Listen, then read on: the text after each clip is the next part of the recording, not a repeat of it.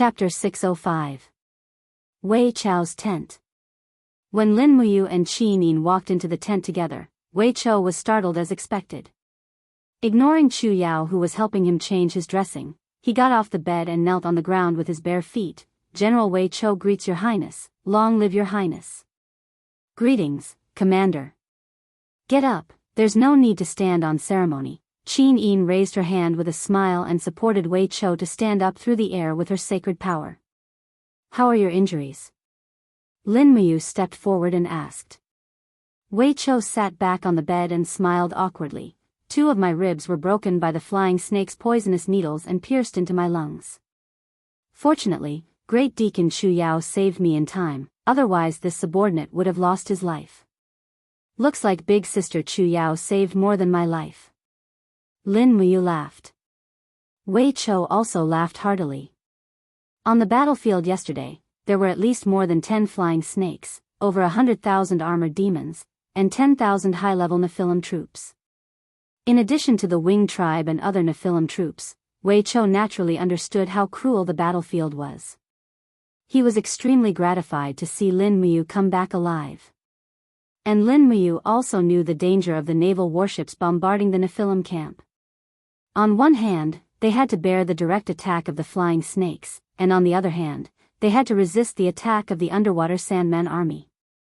To be honest, the Imperial Navy was almost completely annihilated in the battle yesterday.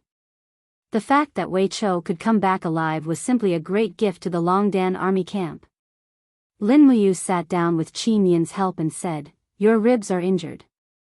You need to drink more bone soup.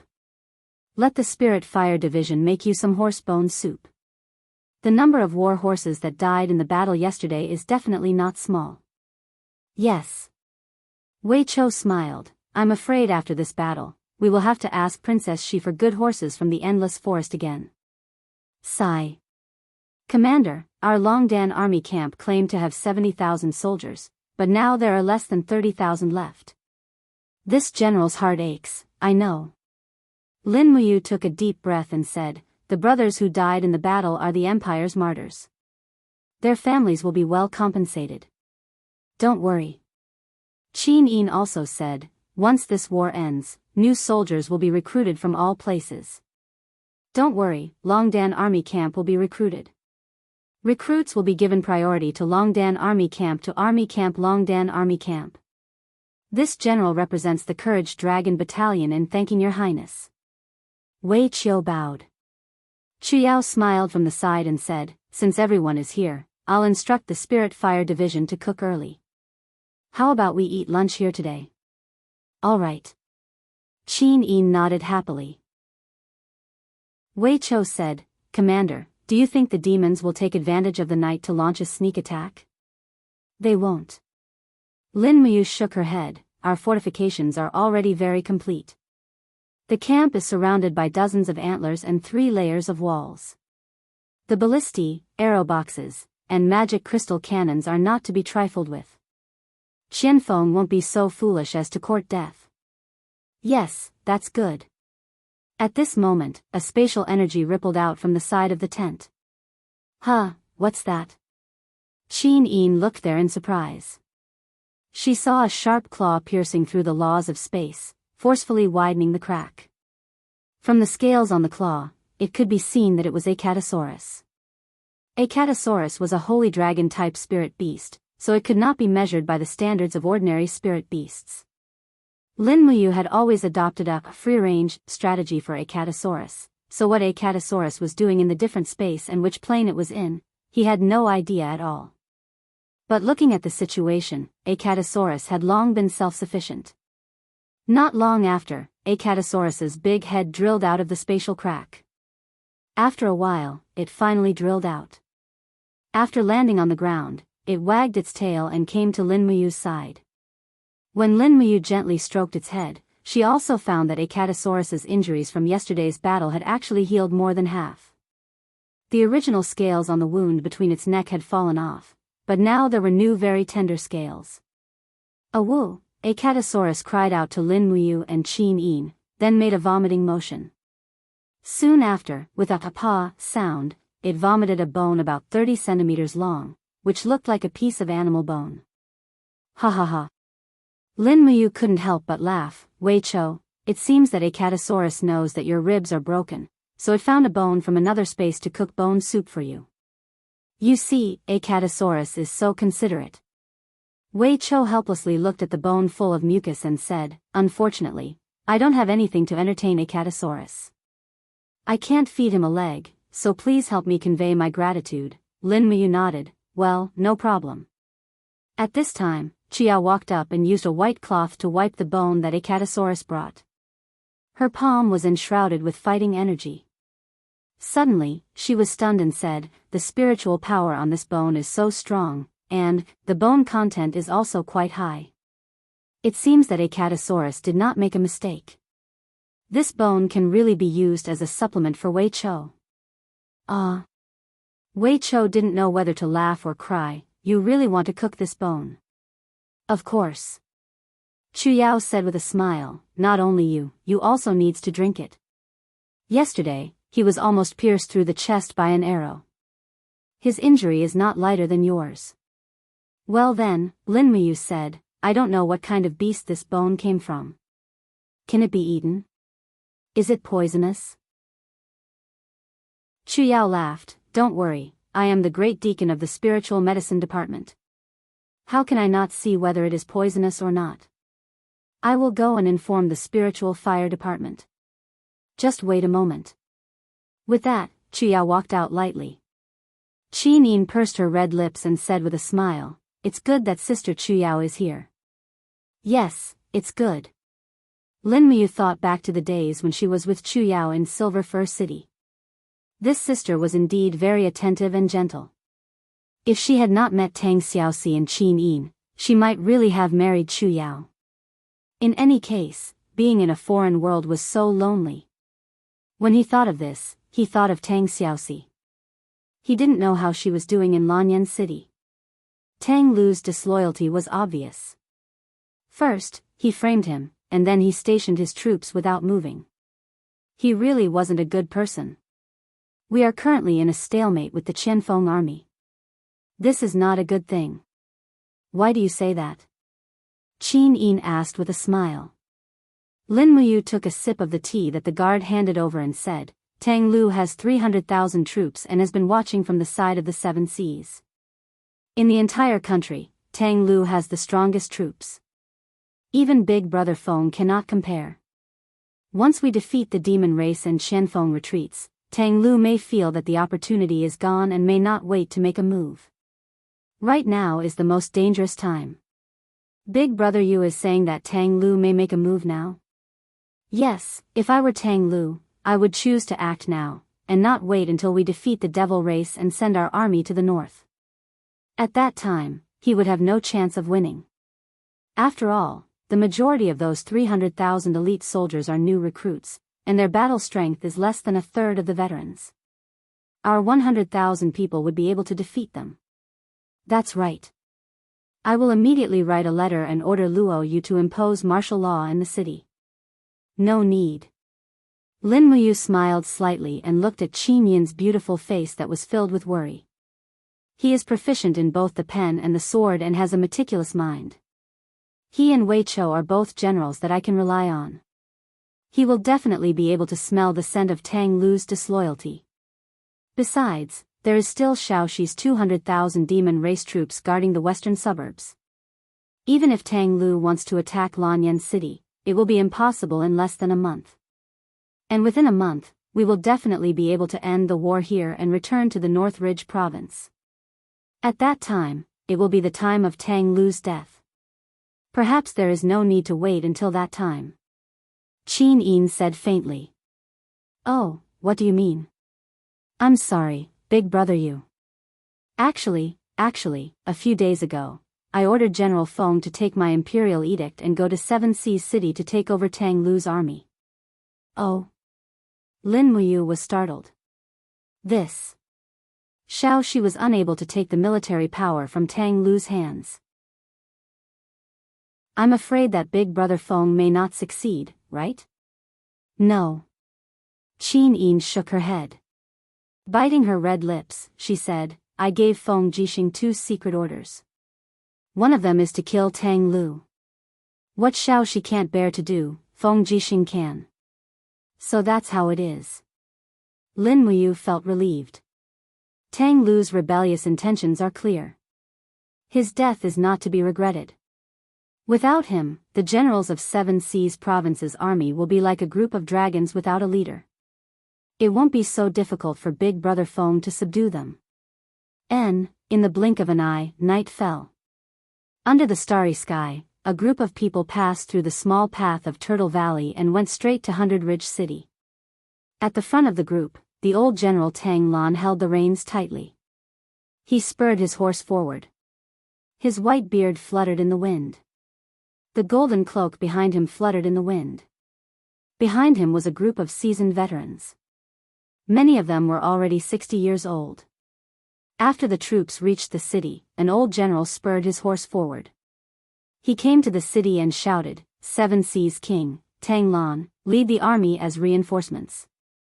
Brothers on the city wall, please open the city gate and let us in." The general guarding the city wall squinted his eyes for a long time. He said, "Seven Seas King, please wait for a moment. This subordinate will go and inform Commander Xiangyu." "All right, please hurry up. The wind outside is cold. His Highness's body can't take it." "Yes." An hour later, the city gate of 100 Ridge City slowly opened. Torches were gathered.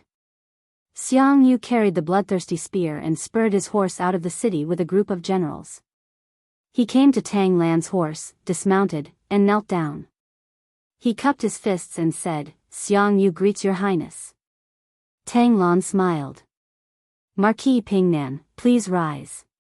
Marquis Pingnan is wise and brave. Capturing 100 Ridge City has made a great contribution to the empire. Congratulations.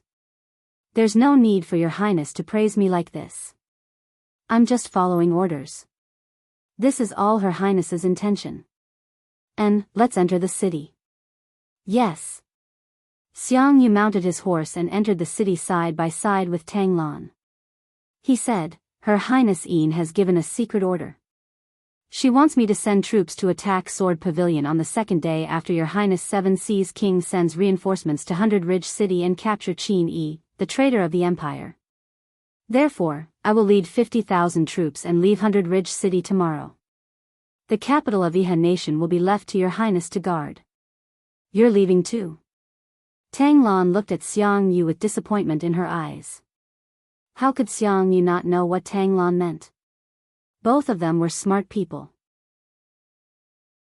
Xiangyu also understood that once his 50,000 soldiers left the city, Tang Lan's 10,000 soldiers would not be able to hold down the thousands of Iha Nation's soldiers who had defected, let alone guard the city. Moreover, Long Qinlin's army could arrive at any time. Guarding the city was equivalent to waiting for death. Chapter 606. The night of early spring was chilly. As the night breeze blew, the big flag in front of the tent fluttered. Under the light of the fire, the golden-purple flowers on the flag looked so beautiful. Inside the tent, Qin Yin was meditating. Clouds of golden light lingered around her body. Under the light, her ice skin and jade bones seemed to become transparent. Streams of divine power were running in her body. Phew, after one round of breathing, Qin Yin slowly breathed a sigh of relief. She opened her eyes, and a golden light flashed across her eyes. That was the power of the divine power. Qin Yin clenched her fists gently and couldn't help laughing. The power of the celestial dragon crystal seemed to be more powerful. Since the divine personality was formed in her body, her cultivation had been improving at a very fast speed. In a short time, she had officially stepped into the first heaven of the divine state. The omnipresent divine power in her body had proved everything. Could it be that the divine personality was really that powerful? All of a sudden, Qin Yin suddenly felt a powerful force slowly cruising in the distance. It was a force that was different from that of human cultivators. It was full of violence and evil. Someone was coming, and he was just a few miles away from the camp of the empire. Bang! Grabbing the heaven-suppressing sword, Qin Yin spun up from the brocade seat and disappeared in the air. Only a light purple space crack was left in the air, which slowly disappeared. It was the power of the void-breaking four-dimensional travel. The next moment, Qin Yin appeared in the mountains a few miles away from the camp. A figure flashed past in front of her. She immediately spread her 5 fingers, and the divine state realm covered the sky and earth. Suddenly, the sound of trees breaking could be heard. Like a huge force, Qin Yin's realm was full of the destructive power of the divine state. "Come out!" As she shouted, a rather ferocious laughter echoed in the forest. In a pile of rapidly withering shrubs, an old man in a gray robe stepped on the tip of a shrub. Around him were many purple-red demonic shadows. The demonic shadows whistled and danced, fluttering his gray robe. He laughed and said, "Empress Qin Yin actually has such a cultivation. How rare, ha ha ha ha, you are, the demon saint, right?" Qin Yin smiled faintly. She had heard about the legend of the demon saint. "Oh. You know me?" "No, I'm just guessing." Qin Yin said, "You don't have the domineering aura of the demon emperor in your power, but there's a different kind of evil in it. So, you're most likely the legendary Saint Master. Why? Did you sneak into the Empire's camp at night to assassinate someone?" The demon saint smiled and shook his sleeves. The demon battle energy quickly rose up. He laughed loudly and said, "Since the person I want to assassinate has come to me, how should I thank you?" Qin Yin didn't say anything. She threw the heaven-suppressing sword and stabbed it into a rock at the side. She slowly opened her jade-like hands. Suddenly, heaven dragon crystals condensed around her. She stepped in the void and her clothes fluttered. The golden light of the heaven dragon crystals shone on her beautiful face. She was really as beautiful as a goddess, like a snow lotus that couldn't be touched. "You're courting death." The demon saint sneered, "Today, I will let you see the divine art of the 5 demons combination." Amidst the buzzing sound, the demonic shadows around the demon saint flew around and let out evil roars. Suddenly, the surrounding space seemed to be distorted, and the rocks cracked. The powerful force field contended with Qin Yin's divine state territory, and the sound of cracking reverberated endlessly. Qin Yin's bright eyes stared at the saint sovereign. She did not move, only increasing the strength of her divine power to strengthen the suppressive force of her domain. The two of them were locked in a stalemate. Finally, with a bang, the ground beneath their feet suddenly collapsed under the pressure of the suppressive force, sinking almost 10 meters deep. The original forest had already become a huge basin. Dust flew up, and the aftershocks from the collapse of the ground were endless. The surrounding mountains seemed to be shaking in response. Buzz! A heaven dragon crystal pierced through the dust and went straight for the demon saint's chest.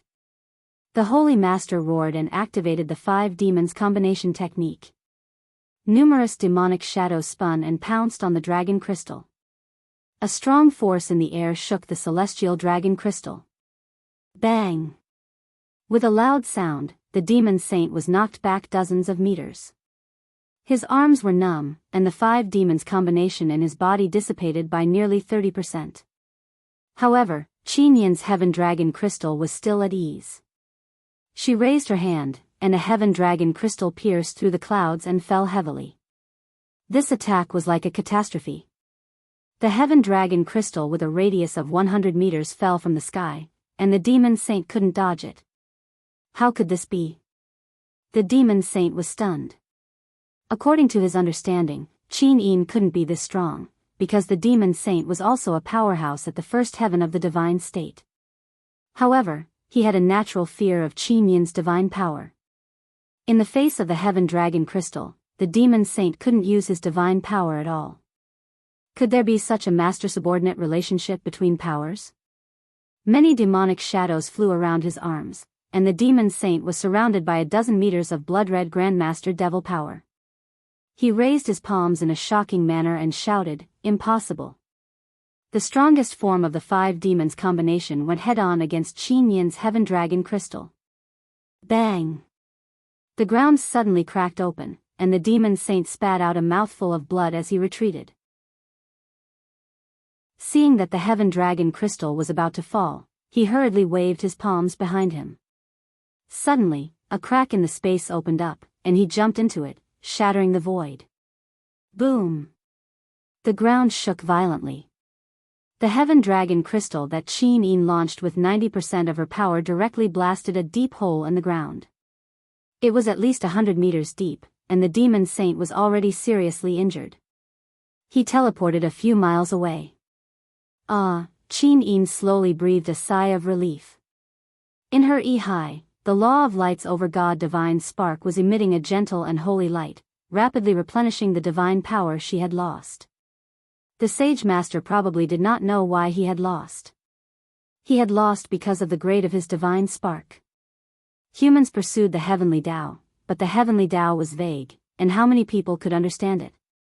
The Godhead was the crystallization of the essence of human cultivation between heaven and earth and the universe. It was known as the treasure of the three realms. Almost every Godhead was condensed through countless hardships, and the Godhead was divided into 5 grades. The 5th grade, which was also the lowest grade of divine spark, was known as the immortal spark. It was the divine spark formed by the cultivators of the mortal realm. It was not difficult to obtain the mortal spark. As long as one was good at cultivating and persevering, it would be possible. The mortal spark was also known as the wild spark, which was why it was looked down upon by the gods of the heaven realm. Qin Han, Luolan, the demon emperor, and the saint master all possessed the 5th grade mortal spark. The 4th grade was the heavenly Tao personality. After a cultivator comprehended the laws of the heavenly Tao, they condensed the Godhead, which was slightly more powerful than the mortal personality. The 3rd grade was the immortal personality. It used the God-Emperor personality of the heaven realm as the source of power, and after thousands of years of refinement, it was more powerful than the heavenly Tao personality. The 2nd grade was the over-God Godhead. It was the most powerful Godhead that governed the laws of all elements.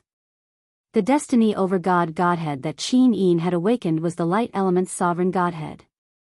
There was only one over-God Godhead in the world. The 1st grade was the sovereign personality. It was the sovereign personality. There were a total of 3 sovereign personalities in the universe. It was said that one of them was in the EC of the 7 luminaries demon emperor. Otherwise, he would not have the power to easily kill an emperor god. However, this was only a legend. As for whether the Godhead that the 7 luminaries demon emperor possessed was the sovereign personality, no one knew. In this sneak attack, the demon saint had calculated that Qin Yin had entered the God state. However, he did not expect that the Godhead that Qin Yin possessed was the 2nd grade. This was the reason why the demon saint was defeated. The divine power needed to break through the void was very vast. Moreover, every time she traveled through space, she needed the divine power to protect her body from being corroded by the sand of time. Therefore, even the Master God personality could not break through the void twice in a short period of time. Even though Qin Yin sensed the direction of the demon saint, she did not kill him. This might put her in a difficult situation. One demon saint was hard enough to deal with. If the demon emperor came, she was afraid that she would not be a match for him. At this time, torches were lit in the direction of the empire's camp. It seemed that everyone had noticed the commotion here. In fact, it was hard not to notice. The battle between Qin Yin and the demon saint had almost razed the entire forest to the ground. The shock caused by the battle was like an earthquake to the empire's army nearby. Moreover, the scene of the celestial dragon crystal falling from the sky was too eye-catching. It was like an oracle. As long as one was not blind, they could see it from afar. Qin Yin frowned. It was time to leave. However, the divine power in her body was still recovering. It would take a few more minutes before she could break through the void again. At this time, a person carrying a longsword dashed out of the forest. Astral power flickered under her feet. It was Lin Muyu. In this kind of terrain, he arrived faster than anyone else. Whoosh! Leaping over the grass, Lin Muyu's feet were surrounded by the Emperor's fighting flame. He had already arrived in front of Qin Yin. He could not help but exclaim, "Xiao Yin, it really is you. Who was that just now?" Lin Muyu's spiritual pulse technique was also very sensitive. It was just that he could not make it in time. Qin Yin did not know how to explain. She could only tell the truth. It was the demon Saint Master. The demon Saint Master? Lin Muyu frowned. "Are you okay?" "I'm fine." "Where is the demon Saint Master?" "He got injured and ran away." "You injured him?" "Yes." Lin Muyu walked forward and raised her palm. The calabash flower bloomed with the power of the first light of dawn. A golden light illuminated the surroundings. In front of them was the huge pit created by the celestial dragon crystal. Lin Muyu was shocked. He said, "Xiao Yin, is this your masterpiece?" "Yes." Qin Yin could not deny it even if she wanted to. "Then why are you still standing here like a fool?" Lin Muyu grabbed her little hand. "Let's go. Do you want everyone in the empire to know that you have cultivated to the divine state?" "Why not?" You're right." Lin Muyu had always thought that people should keep a low profile. However, after being asked by Qin Yin, she was a little dumbfounded. In fact, with Qin Yin's identity and status, if she announced to the world that she had stepped into the divine state and was a real god, she might be able to win the hearts of the world. Chapter 607. Pfft, another mouthful of blood splattered on the red carpet. The sacred master's expression was extremely ugly as he shakily sat down on a chair with the help of his guards. The demon king sat quietly at the side and waited for the sacred master to drink a mouthful of nourishing soup before saying, "Sacred master, who injured you so badly? Could it be that old fellow Qin Han is already here?" "It's not Qin Han, it's Qin Yin." The sacred master's eyes were filled with intense killing intent. "Qin Yin?" The demon king frowned and said in disbelief, "How is this possible? Qin Yin is just a little girl who has cultivated for 20 years. With the sacred master's ability, even Ouyang Yan, the fiery dance divine monarch, would not be able to injure you, let alone a mere Qin Yin." "Your Majesty." The sacred master's face was pale as he said, "When I was fighting against Qin Yin, this subordinate's divine power actually seemed to naturally submit to Qin Yin's divine power. This caused this subordinate to only be able to use half of his cultivation. In addition, the celestial dragon crystal that Qin Yin condensed is really powerful. The celestial dragon crystal contains a vast amount of saint energy. This saint energy can be said to be the natural nemesis of the 5 demons combination. You're saying that your divine power has a natural submissive feeling in Qin Yin's hands?" "Yes." "Could it be?" The demon king's body trembled as his face instantly turned pale. "Could it be that the godhead that Qin Yin possesses is the legendary heavenly Dao godhead? How is this possible? She is just a little girl who is still wet behind the ears. How could she understand the laws of heaven and earth? Could it be the 3rd-grade caste immortal godhead that old fellow Qin Han found in the heaven realm? Impossible." The sacred sovereign frowned and said, "Although Qin Han, that old bastard, had indeed ascended to the heaven realm once, the caste immortal lattice is extremely precious. All the god kings and god emperors in the heaven realm yearned for it, but Qin Han was not a saint. If he had obtained the caste immortal lattice, he would have cultivated it himself. Why would he leave it to Qin Yin after thousands of years?" The demon king took a deep breath and said, "If that's really the case, then it's too terrifying. It's impossible for Qin Yin to condense the heavenly Dao fate or the forged immortal fate. So, it can only be the over-god fate. Sovereign spark?" The sacred master was astonished. "That's a god emperor spark that was destined to be born, and there are only 10 or so sovereign sparks in the universe. How could this Qin Yin possibly have formed a sovereign spark? She was born by destiny." The Nephilim king clenched his fist. "If this little girl's luck is really extraordinary. If that's the case, then we have to get rid of Qin Yin. If Qin Yin doesn't die, it'll be difficult for us to seize this continent. Humph, Qin Yin must die. Sacred Master, do you have any news about Yaoji? Yaoji is thousands of miles away. The Sacred Master nodded and said, Your Majesty, today's battle is unfavorable for us. Lin Muyu's magic crystal cannons are very powerful. More than half of the demon race's army has been destroyed. If we continue to fight, I'm afraid that we will perish together with the human empire. In this subordinate's opinion, it's better to retreat. Yes. The Nephilim King's dark eyes were filled with hatred. He said, But we must kill Qin Yin. As long as Qin Yin is dead, we will have won a great victory after we leave the Tongtian Gorge. Yes, this subordinate will arrange it. Sacred Master, rest early. Tomorrow morning, let's see what Marshal Qianfeng has arranged. Yes.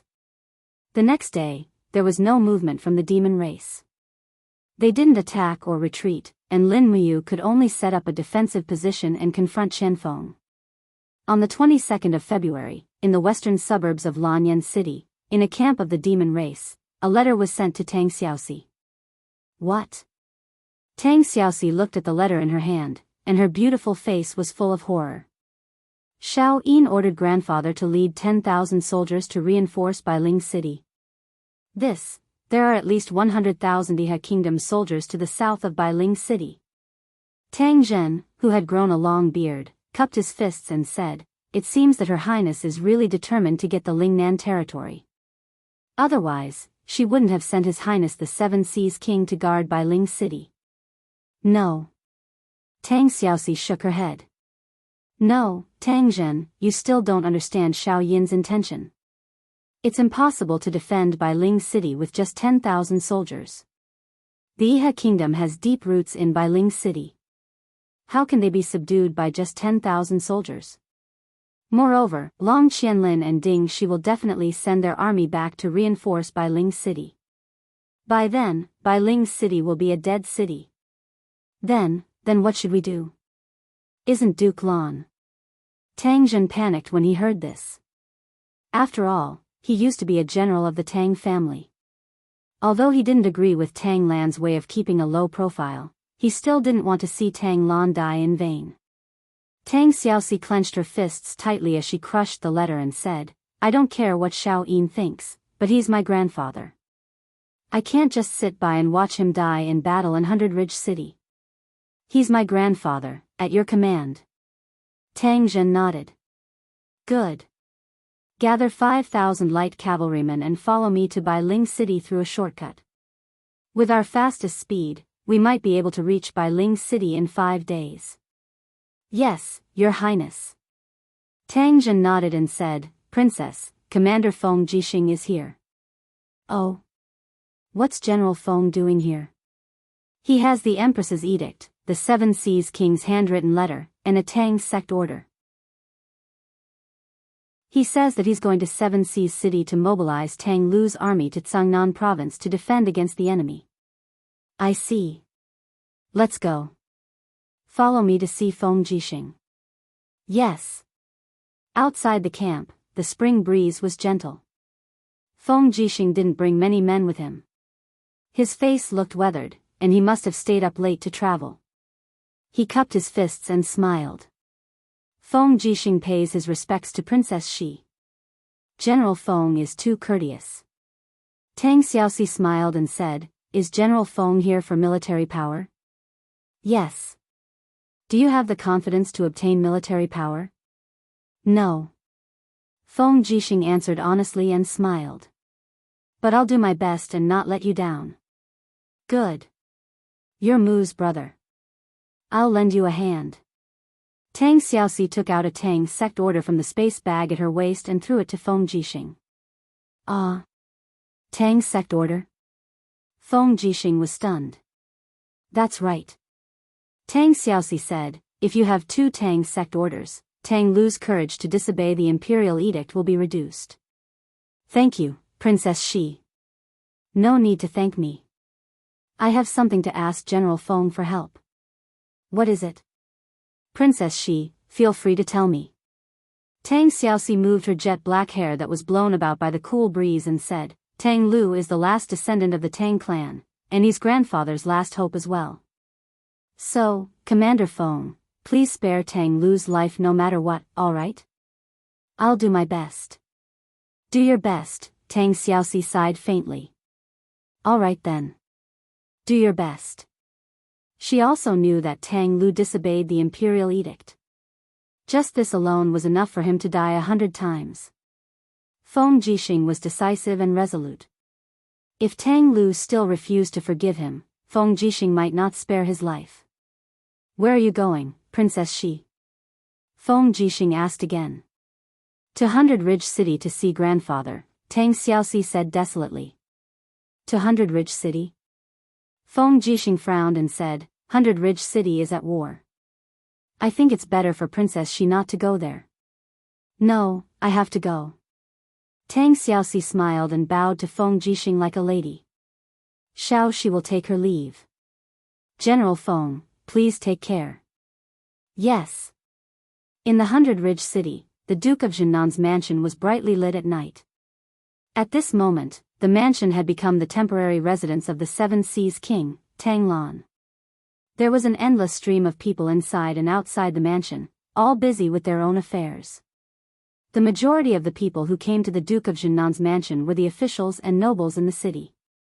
Everyone knew that the Lingnan province had changed hands, and the 100 Ridge City had fallen into the hands of the empire.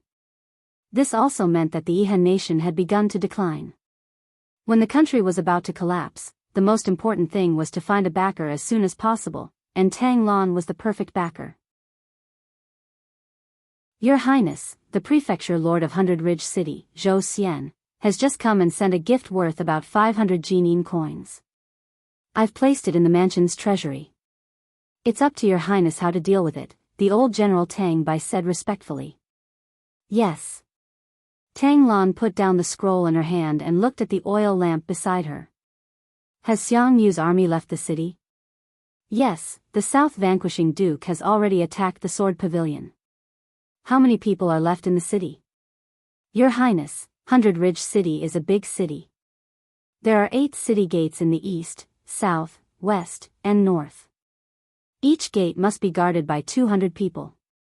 In this way, we need 8,000 people to guard each gate.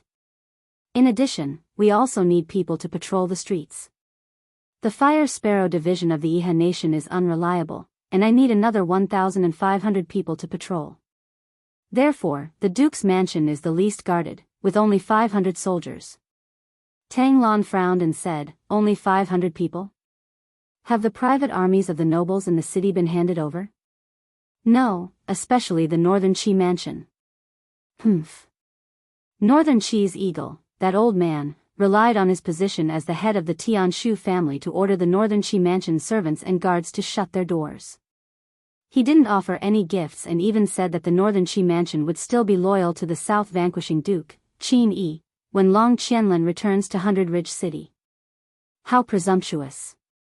Tang Lan said coldly. Tang Bai said, Your Highness, when the city was in turmoil last night, Northern Qi's retainer, Yang Fan, started a fight and killed 5 of his enemies on the street. He has been captured by the Fire Sparrow division. How does Your Highness wish to deal with him? Killing in private is a capital crime. Tang Lan waved his hand. Kill. Then, what if that old man Northern Qi comes looking for trouble? Call back the 2,000 soldiers at the south gate. If the Northern Qi mansion dares to act rashly, kill them all. Yes, your subordinate understands. Tang Lan had been on the battlefield all his life. His personality was firm and brave, and he had never been threatened by others. Moreover, the Northern Qi mansion thought of itself as a noble family. This made Tang Lan even angrier. However, Tang Lan could not have imagined that this small action would bring him endless trouble. Chapter 608. Early in the morning, the head of the Northern Qi official, Yang Fan, was hung high on the city gate as punishment. To the side was a notice from Tang Lan. The laws of the empire were the same in 100 Ling City. Those who killed without permission had to pay with their lives. Even if they used the heavenly book to kill, they had to pay with their lives. Clang! A heavy palm landed on the golden silkwood table. The nearly 60-year-old Northern Chi Eagle's face was full of anger. He was a member of the Heavenly Book family in Iha Kingdom and the only person in Iha Kingdom who could write the Heavenly Book. With his cultivation of the second tier of the Heaven Realm, how could he endure such humiliation? With a face full of anger, he said in a low voice, "The Northern Chi Prefecture and the Empire are irreconcilable. Lin Muyu killed my son, Northern Chi Huan. Now, Tang Lan has gone too far and killed Yang Fan of the Northern Chi Prefecture. It is truly despicable." To the side, the eldest son, Northern Chi Ao, said, "Father, don't be angry. Tang Lan only has less than 10,000 soldiers in his hands. After dividing them among the 4 city gates, he will only have a few hundred people he can use. The Northern Chi Prefecture's private army has 2,000 people and hundreds of heavenly books. Do we need to be afraid of a mere Tang Lan? As long as you give the order, I will immediately lead the guards and the private army to the Jinan Prince's manor, kill Tang Lan, and chase these dogs of the Empire out of Hundredling City." As he spoke, the corners of Northern Chi's mouth twitched. "Father, the commander is trapped in the sword pavilion, but Marshal Long Qianlin is already on his way back. Once he receives the commander, he will certainly point his vanguard directly at Hundredling City. If at this time, the Northern Chi Prefecture can use the power of the prefecture to take Hundredling City and offer it to the commander, then the Northern Chi Prefecture can be said to be the most meritorious service in Iha Kingdom. What do you think, father?" "Aoer, you still haven't thought deeply enough." The Northern Chi Eagle smiled coldly. "Tang Lan, that old thing, why do we need to do it ourselves to finish him off? We only need to move our mouths and spend Jinin coins to have Tang Lan deliver his own head to the city gate tower." "Oh. What does father plan to do?" "We only need to do this." At noon, a large group of Iha country's civilians surrounded the Prince of Jinnan's mansion. Everyone's face was filled with righteous indignation. They waved their fists and loudly cursed the soldiers who were holding shields and looking flustered in front of the mansion's gate. At the same time, they wrote a line of words in red ink with a long white cloth: "The Empire's dogs have no conscience, and I will live and die with Iha country." Not only that, these thousands of people even waved their arms and shouted in unison, demanding an explanation from Tang Lan. Otherwise, they would continue to cause trouble and surround the prince consort's residence, leaving Tang Lan unable to advance or retreat. It wasn't until the afternoon that the gates of the palace finally opened. Tang Lan walked out wearing a brocade robe with a 3-star purple flower insignia on his neck. He stared coldly at the people causing trouble outside the palace and said, "All of you, quiet down. Tell me, what do you want?" In the crowd, an old man walked out and said with a trembling voice, "This old man greets your highness, the 7 Seas monarch. You don't have to be so courteous. Tell me." The old man nodded and said, "The Iha nation has always promoted equality and benevolence. But now that the Empire has taken over our city and killed our comrades, the cruelty of the Empire's soldiers has angered both men and gods. Your Highness, 7 Sea King, you have killed Yang Fan and many of the people of the Iha nation. Everyone says that Empress Qin Yin is benevolent, but now we don't see any benevolence. How are you different from beasts for committing such atrocities? Yang Fan killed people privately, so he deserved to die," Tang Lan said coldly. "This is the territory of Iha country, so we should follow the laws of Iha country. Killing people with the heavenly book is not against the law." "How dare you?" Tang Lan's eyes turned cold. "Bailing City has been the Empire's territory for thousands of years, so we should follow the Empire's laws. A life for a life, there's no need to say anything more." The old man gritted his teeth. "Your Highness, you can't distinguish between right and wrong. It's really disappointing. We are all free people of Iha country, and we are definitely not willing to be slaves of the Empire. Since your Highness is stubborn, we can only fight to the death." "You!" Tang Lan's eyes turned cold. He spread his fingers and said, "Tang Bai, form an offensive formation and seal off the entrance of the imperial residence. Kill anyone who dares to block the entrance." "Yes." Tang Bai led a group of Tang clan soldiers and rushed forward, killing several people directly. Blood directly dyed the stairs of the imperial residence red. Many people were already scared out of their wits when they saw the corpses. However, there were a few people in the crowd who picked up bricks and smashed them randomly at the Tang clan soldiers. Tang Bai was instantly enraged. He raised his steel blade and said, "Kill these unruly people." Yes. Everyone started a massacre. Arrows were shot randomly, and in the blink of an eye, a large number of troublemakers were killed. The eyes of the soldiers were also bloodshot. They raised their weapons and rushed out of the imperial residence, and even killed people into the streets. Murder. Murder. The Empire's dogs are going to massacre the city. Some people shouted. At this time, it was afternoon business time in the Hundred Ridge City. Countless merchants and pedestrians on the streets were so scared that their faces turned pale. Especially when they saw the Tang clan soldiers killing people in the distance, they were scared out of their wits and ran away. In the blink of an eye, the streets were already in chaos. For an entire afternoon, the news spread through the streets and alleys of the city. No one knew who spread the news that Tang Lan was going to massacre the city, but almost the millions of people in the Hundred Ridge City knew that Tang Lan was going to wield the butcher's knife. When night fell, the city gates were attacked again and again. Countless citizens requested to leave the city. Under the situation where the guards refused to open the gates, many mercenaries and warriors of the House of Chivalry chose to attack. This night was destined to be a night of turmoil. The next morning, Tang Lan didn't sleep at all. His hair was completely white. "Your Highness," Tang Bai's expression was pale as he said, "Last night, the guards at the South Gate lost more than 300 people. The North Gate lost even more. They lost nearly 1,000 people. We don't even know who killed them. How sad, as soldiers of the Empire, we should have died on the battlefield.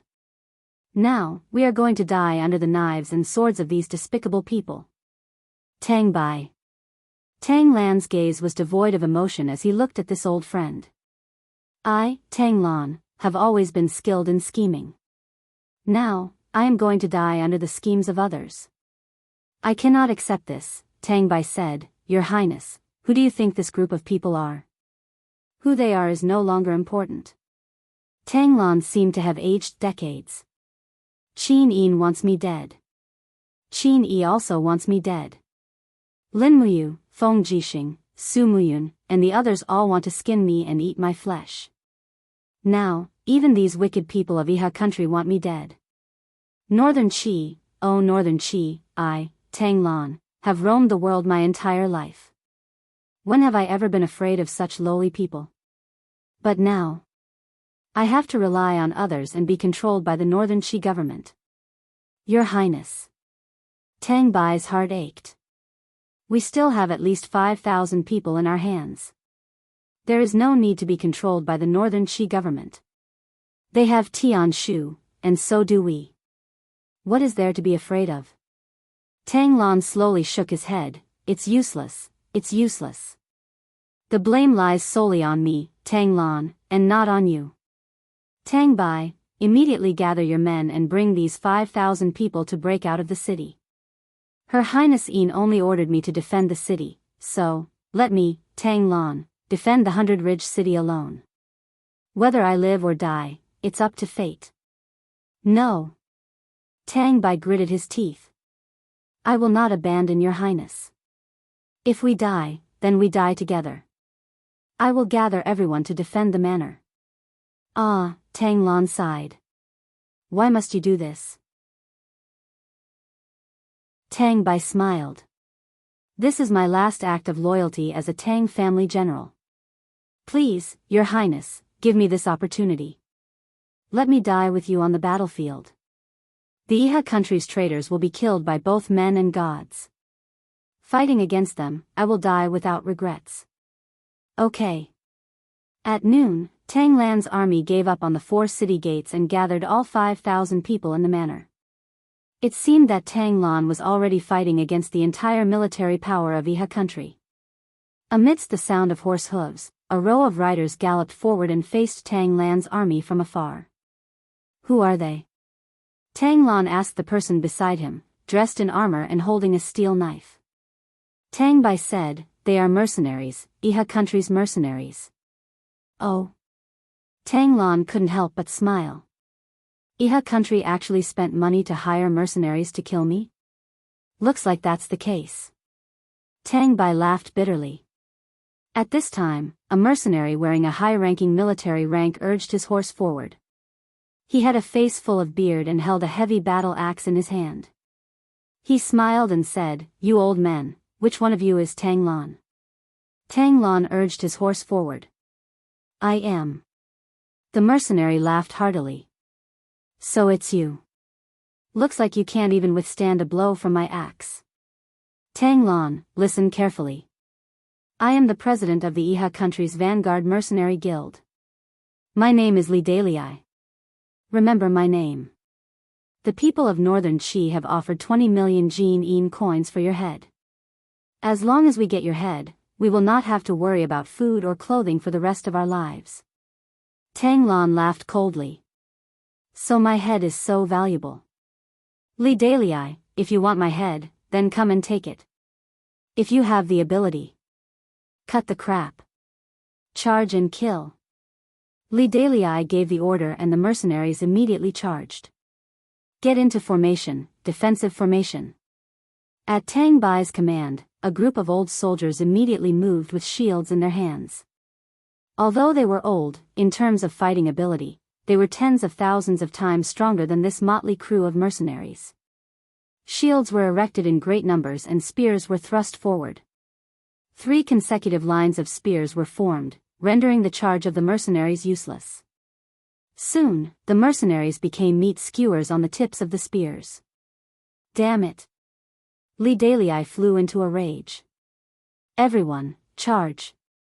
Nearly 2,000 mercenaries charged forward, and a bloody battle began in front of the prince's residence. On the 23rd of February, the Vanguard Mercenary Guild was completely annihilated. Tang Lan's army also lost nearly 1,000 men. Early in the morning, another group of people began to attack the prince's residence. They were provincial soldiers from the counties under the jurisdiction of Bailing City. There were more than 4,000 of them, and they were well equipped. After a few volleys of arrows, they killed hundreds of Tang Lan's men. At this time, Tang Lan's army was also showing signs of fatigue. However, there were more and more soldiers outside the mansion, and the flags of the Iha nation were joined together. At noon, the crowd parted. The leader of Northern Qi Ying, walked out in a long robe. He cupped his fists and smiled.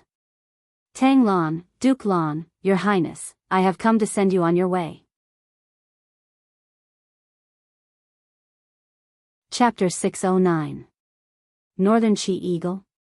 Tang Lan leaned on his long sword and laughed shakily. 10 years ago, I came to Bailing City once.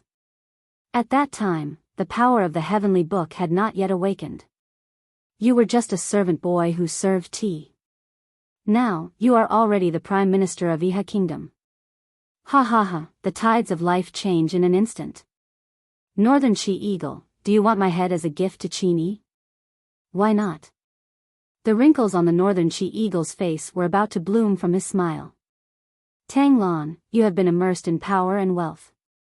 You never thought you would end up like this, right? Once the cunning hare is dead, the hound is cooked. It has always been like this. You hold great power and make Qin suspicious. It is reasonable for you to end up like this. If you know what's good for you, obediently hand over your head. I can still spare your subordinates on account of your virtue and prestige. Tang Lan paused and seemed to be moved. Just as he was about to speak, Tang Bai suddenly pulled the bowstring of an arrow box hidden behind a pomegranate tree leaf. Immediately, a series of steel arrows flew straight toward the Northern Qi Eagle. Father, be careful. The Northern Qi Eagle gave a low roar and suddenly swung the long sword in his hand. The power of heaven and earth surged in an instant. Endless frost formed an ice shield in front of the Northern Qi Eagle, blocking all the steel arrows. However, a number of northern Qi private soldiers around them were shot to death. Their intestines were pierced and they died wretchedly. Northern Qi Eagle glanced at them and couldn't help but say with an ashen face, "This group of ignorant old men. Father, there is no need to be polite to them. Just kill them. Tang Lan cannot escape." "Yes." The northern Qi Eagle looked coldly in the direction of the manor and said, "Advance with the shield formation. Be careful of their arrow boxes." "Yes." In reality, Tang Lan only had 2 arrow boxes. They had come in a hurry and had no time to bring more. Tang Bai had already made up his mind to kill and did not want to drag out an ignoble existence. This made Tang Lan feel helpless and pained. These old generals were all battle-hardened family soldiers of the Seven Seas Tang sect. Now, they were all going to die here for no reason and become gifts from the northern Qi government to Qin Yi. How ironic was this? "Archers, fire!" Tang Bai roared. He held a steel knife in his hand and stood guard outside the door. He did not budge an inch as he looked at the northern Qi private army outside. He roared, "Fiery tome, release!" The 3 heavenly tomes exploded in an instant. Raging flames engulfed the dozens of private soldiers who were attacking outside the mansion. However, the opponent's counterattack was even fiercer. The northern Qi mansion was the most powerful family of heavenly tomes in the Iha kingdom. Naturally, they would not be lacking in heavenly tomes. A group of family generals rushed over and raised their weapons. Suddenly, a storm, raging flames, and frost swept up the walls of the mansion, killing the archers there one by one. Wretched screams filled the air. The prince of Jinnan's mansion was very sturdy and well fortified. There were even 4 tall watchtowers inside the mansion. At this moment, 100 archers entered the watchtowers and shot down from above. This created a great deal of pressure for the northern Qi people outside the city. Tang Bai also ordered people to find oil from the mansion's kitchen and pour it outside. He ordered a fire and also delayed some of the opponent's attacks. But the northern Qi people's slow attack did not mean that Tang Lan's army could win. Tang Lan and Tang Bai both knew that the northern Qi mansion's military power was not less than theirs. They also had the support of all the noble families and nobles in the city. In reality, Tang Lan's army was fighting alone. There was no chance of victory. Their current resistance was only delaying. Tang Lan's muddy eyes were filled with confusion. Sitting under the eaves, he watched the endless arrows fall into the courtyard. He said, "Tang Bai, I'm going to sleep for a while. When the northern Qi people attack call me." "Yes, Your Highness." When Tang Bai turned to look, he was frightened by Tang Lan's expression. For the first time, despair and confusion appeared on Tang Lan's face. 500 li away, on a small path outside the forest, dust billowed. The travelers and caravans on the road all made way. A line of 5,000 light cavalry of the National Army galloped past, kicking up a cloud of dust. Tang Xiaoxi, dressed in a deep purple princess cloak, tightly gripped the reins of her snow pear warhorse. She rushed at the front of the formation. Her beautiful face was full of fatigue and anxiety. After 2 days and 2 nights of continuous travel, she was almost exhausted. To the side, Tang Zhen looked at Tang Xiaoxi's appearance and couldn't help but say, "Princess, we've been traveling for too long. Many of the soldiers can't take it anymore. Why don't we rest for the night and leave tomorrow morning? That way, when we reach Bailing's city, we can preserve some of our strength and battle power." "No." Tang Xiaoxi's elegant brows furrowed. Thinking of Tang Lan's situation in Bailing City, she couldn't help but feel as if a knife was twisting in her heart. Slowly, she said, "Grandfather shouldn't have ended up like this. I can't just watch him throw away his life. We must reach Bailing City as quickly as possible. We must march through the night. We must reach Bailing City before sunrise tomorrow." "Yes." At night, the outside of the Duke of Jinnan's mansion was ablaze. The attack of the Iha country's army was even fiercer. Even many provincial soldiers from the prefectural cities had rushed over. They used the siege chariots to smash the walls of the duke's mansion. Puff! A steel arrow shot into Tang Lan's arm. She felt a burning pain.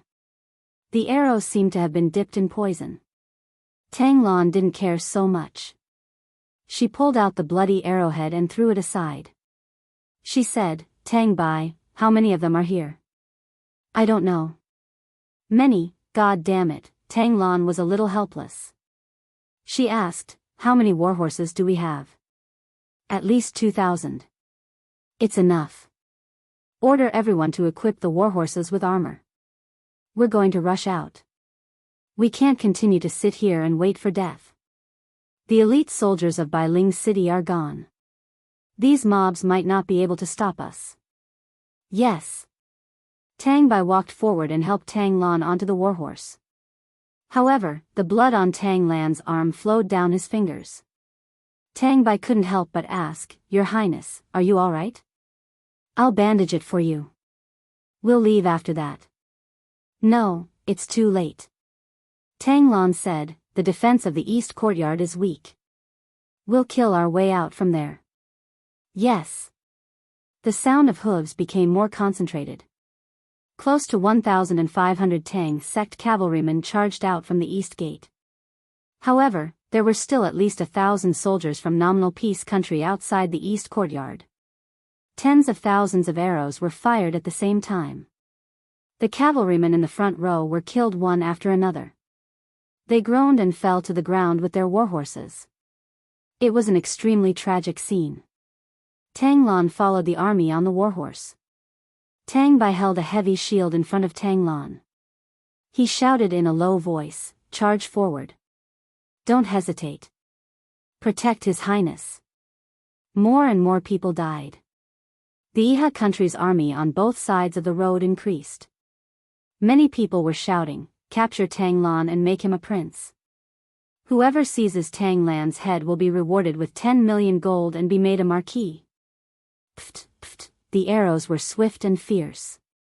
In the blink of an eye, 2 arrows shot into Tang Bai's abdomen armor, which wasn't protected by the shield. He let out a muffled groan but didn't say anything. He slashed the arrows with his steel blade and left the arrowheads in his body. He continued to protect Tang Lan as he charged forward. The Prince of Jinnan's residence was about 5 kilometers away from the north gate. However, this distance was like a road of death. They fought all the way until dawn when they finally saw the north gate in the distance. Tang Bai's face was pale. He said, "Your Highness. Your Highness, we're about to break out of the encirclement." "Yes." Tang Lan's face was ashen. He had lost a lot of blood from his arm. He said, "The gate will definitely be heavily guarded. Send an elite team to kill our way out and climb the gate. Also, see if there are any Imperial reinforcements in the distance." "There won't be any reinforcements."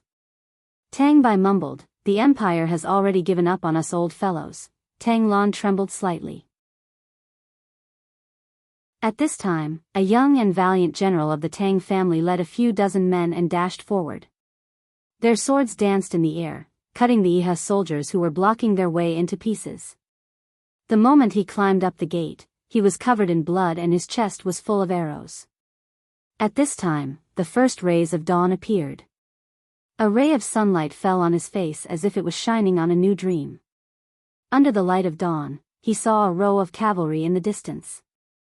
The purple Yinhua war flag and the 7 Hearts begonia war flag fluttered in the air. He couldn't help but tremble. He turned to look at Tang Lan and said, "Your Highness, reinforcements are here." "Reinforcements?" Tang Lan was excited. "Who is it?" "It's the flag of the kingdom guarding army. Princess Shi is here." "Your Highness, Princess Shi is here to save us." "Great, open the gate." "Yes." But right at this moment, a figure suddenly descended from the sky, raised his hand, and chopped off the Tang family's young general's head, sending it flying.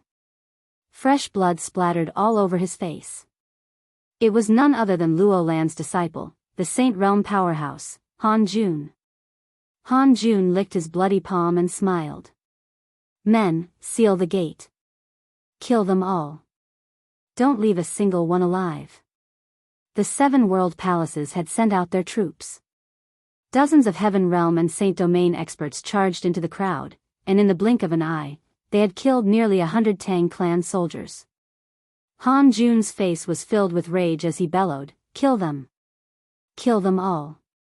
Leave Tang Lan's head for me!" Yes. Tang Lan's face was ashen. Looking at the tall city walls in the distance, he couldn't help but cry out in pain. He clutched his chest and cried, "Xiaoxi, my good Xiaoxi, grandfather will not be able to live to see you again." Tang Bai hurriedly grabbed the reins of Tang Lan's war horse and shouted, "Men, protect His Highness and charge back." There were not many people left in Tang Lan's army. A few dozen people had died under the sharp arrows. In the end, only Tang Bai and Tang Lan, the 2 old generals, were left galloping through the streets filled with soldiers and civilians of Iha Nation. It was a mess. Jiu, the war horse whinnied. Tang Bai's war horse lost its front hooves and fell to the ground. Following that, the war horse carrying Tang Lan also fell to the ground. Tang Bai hurriedly helped the bloodied Tang Lan up. He was so anxious that tears fell from his eyes. Duke Lan. Duke Lan, subordinate is useless, subordinate is useless. Tang Lan slowly shook his head. Old friend, we tried our best. A group of Iha Nation civilians surrounded them. Some of them were holding a blacksmith's hammer, some were holding a hoe, and some were holding a tailor's scissors. Their faces were twisted with hatred. One of them said, "That old man is Tang Lan. He is the one who wants to overthrow Iha Nation and make us the Empire's dogs again. Kill him. Kill him." They got closer and closer. Tang Lan and Tang Bai sat back to back on the ground. They couldn't help but burst into laughter as tears rolled down their cheeks. Chapter 610. Kill him. The flames of anger seemed to want to devour the 2 old men in front of them. The Iha commoners came closer and closer.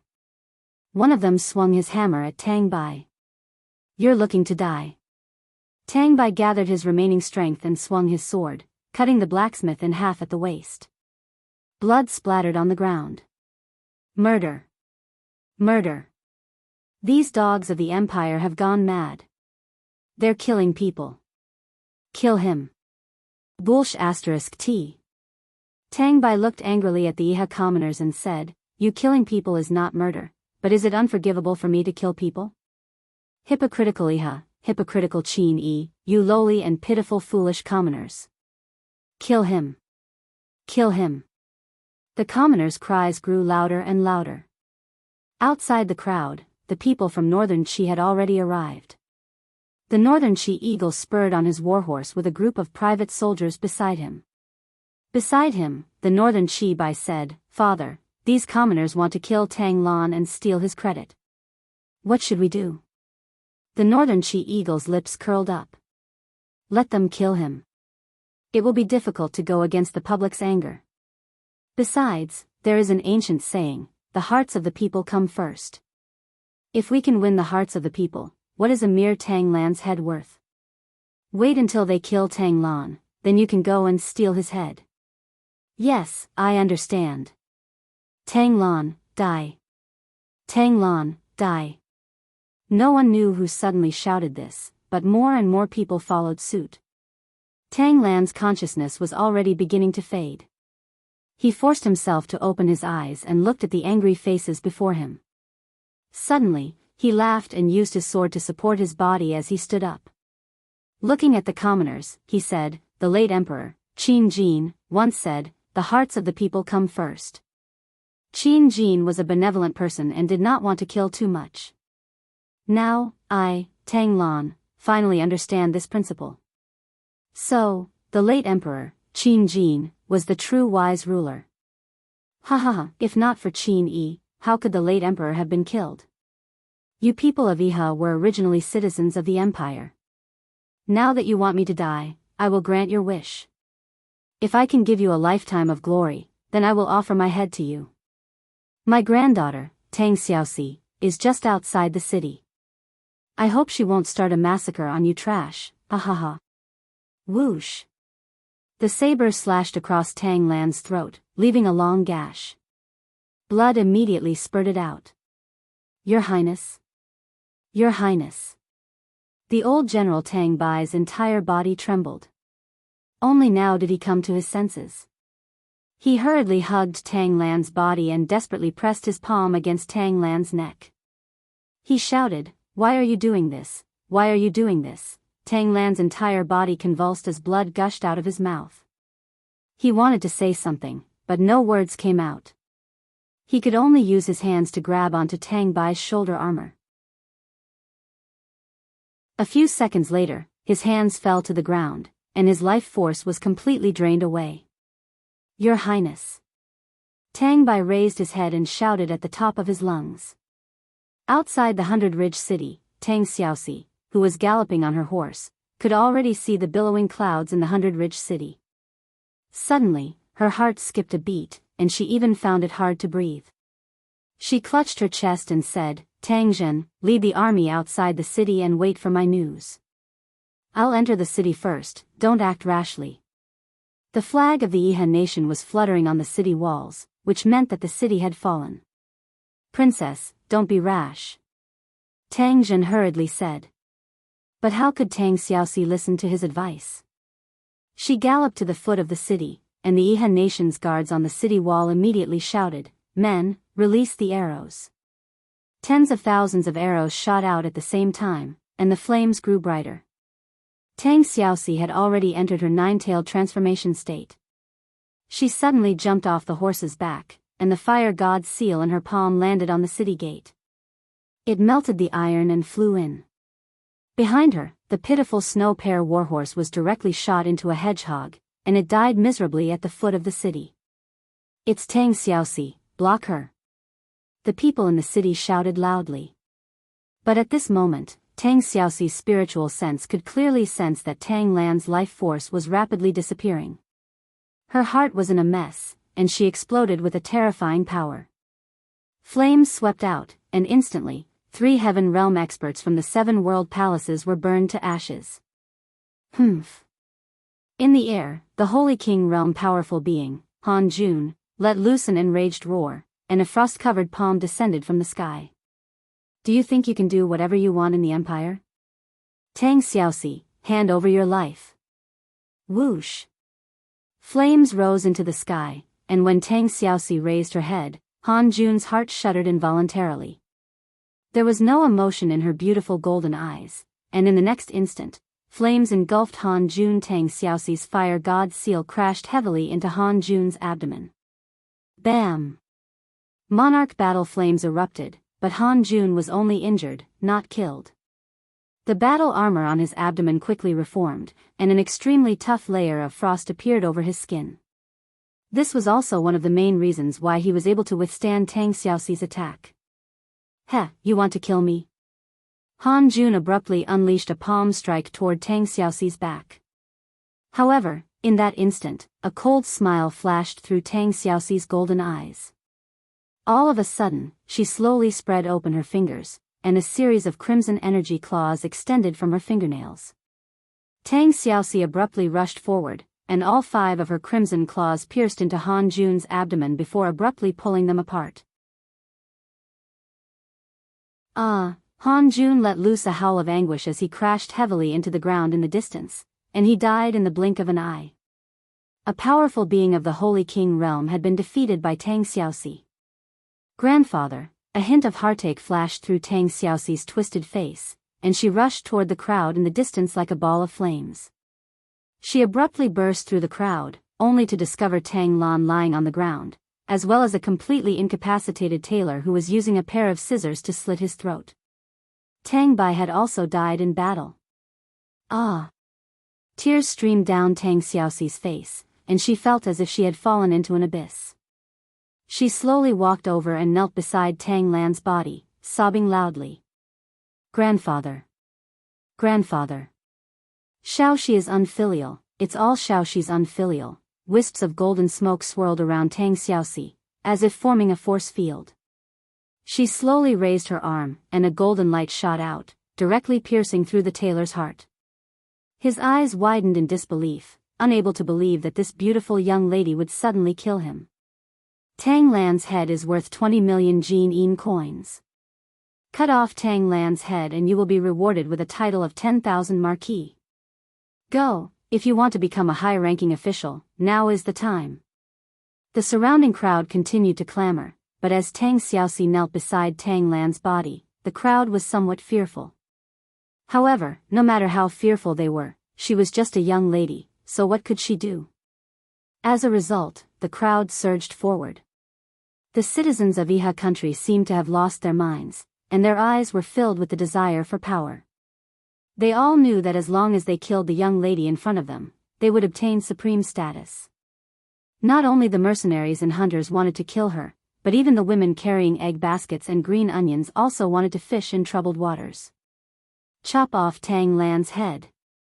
Young lady, go away, this has nothing to do with you. Yes, young lady, go away, we don't want to kill you. The crowd moved closer and closer, and the nearest hoe was less than a meter away from Tang Xiaoxi's head. Tang Xiaoxi raised her delicate and beautiful face, looking at the crowd blankly, and murmured, "Grandfather is already dead, why do you still want to chop off his head?" "Because his head is worth a lot of money. Go away. Otherwise, don't blame us for making a move." Tang Xiaoxi suddenly laughed, looking up at the sky, laughing especially sinisterly, and her beautiful face twisted again.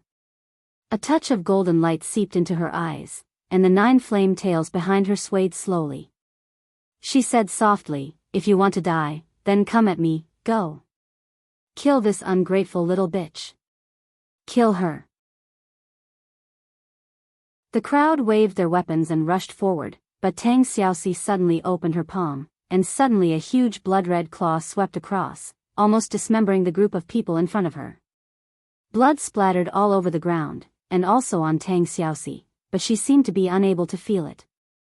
What she wanted to do was kill whoever dared to touch Tang Lan's body. She's not human. She's a demon. Kill the demon. Slay the demon. The crowd continued to surge forward, and it was unknown how many people dared to rush toward Tang Xiaoxi.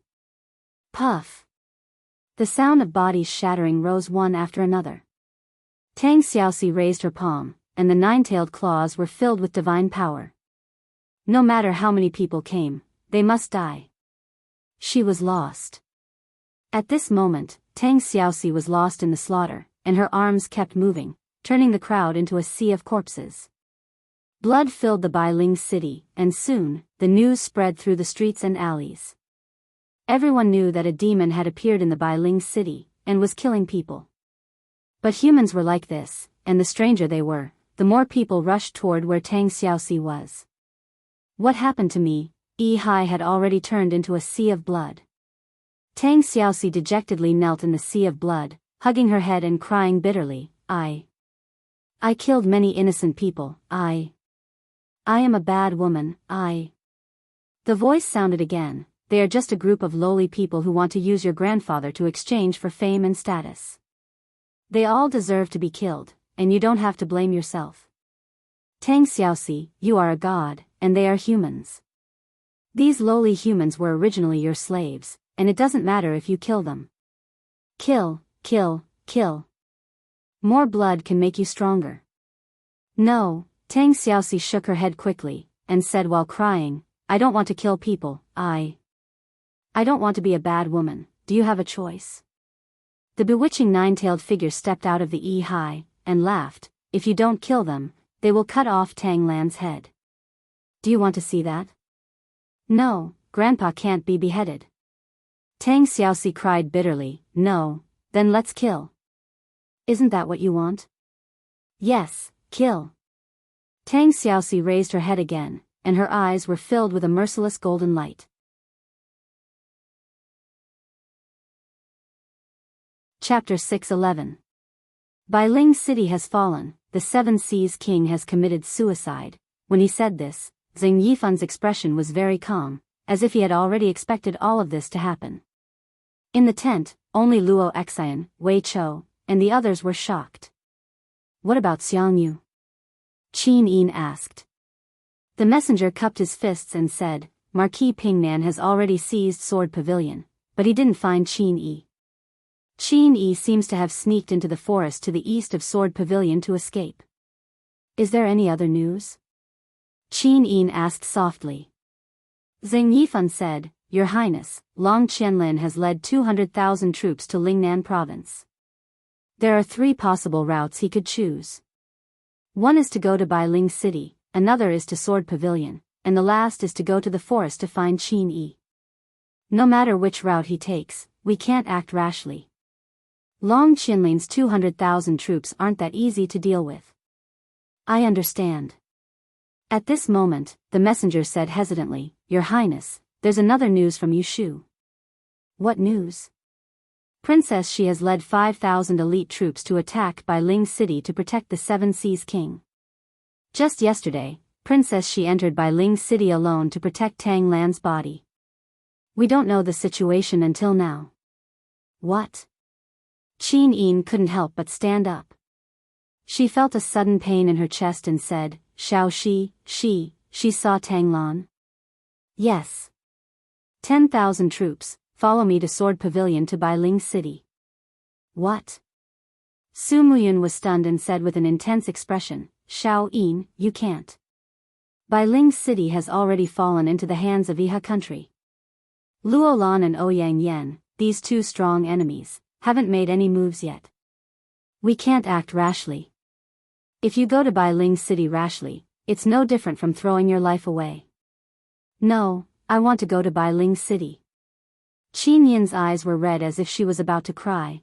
I will pay for the sins I have committed. I can't let Xiao Shi take the punishment for me. No one should try to persuade me. This is an order. Big brother, you lead the Longdan army camp and stay here to block the Qianfeng army. Is that all right? Yes. Lin Muyu nodded. Her heart was filled with mixed feelings as she said, We must bring Xiao Shi back safely. Also, the advance party of the demon race has already begun to attack Dubhe province. Zheng Yifan cupped his fists and said, Your Highness, this old official thinks that we should send troops to reinforce Dubhe province first. Your Highness shouldn't abandon such a huge Dubhe province for Princess Xi. Stop it. Qin Yin raised her voice and said, I will never let Xiao Shi down. That's it. Send your troops and follow me. If you don't want to, I will go alone. Your Highness. Su Muyun muttered, I shall follow you. N. On the 26th day of the 2nd month in the year 7736 of the Empire calendar, after Qin Yin's 10,000-strong army passed through the Sword Garret, the old general Su Muyun fell seriously ill from a cold. That night, the cold wind howled. It was rare for a spring night to be so cold. Inside the tent, the candlelight flickered. Su Muyun's old face was heartbreaking under the candlelight. Qin Yin sat at the side with red eyes. She held Su Muyun's hand, tears streaming down her face.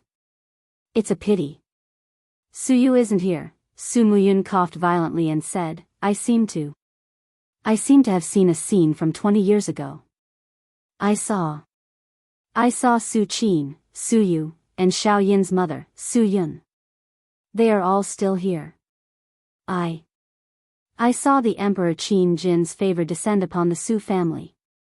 I saw the day you were born, grandfather. Grandfather, stop it. Qin Yin's tears fell like rain. No, let me say it. If I don't say it now, I won't have the chance to say it in the future. Su Muyun held Qin Yin's hand tightly and said with a dejected expression, I'm not a good grandfather. For the sake of the Su family, I've done many things that let the Qin family down. Xiao Yin, don't blame grandfather. As the saying goes, when a man is about to die, his words are kind, and when a bird is about to die, its cry is sorrowful. Grandfather, cough cough cough. Grandfather has worked hard in this life so that the Su family can rise again, so that the Su family can continue to prosper. But, the more I walk down this path, the darker it gets. I can't see the end, and I can't see hope. Only now, grandfather finally understands, cough cough cough, Su Muyun coughed out a pool of blood and panted heavily. He was on the verge of breaking down.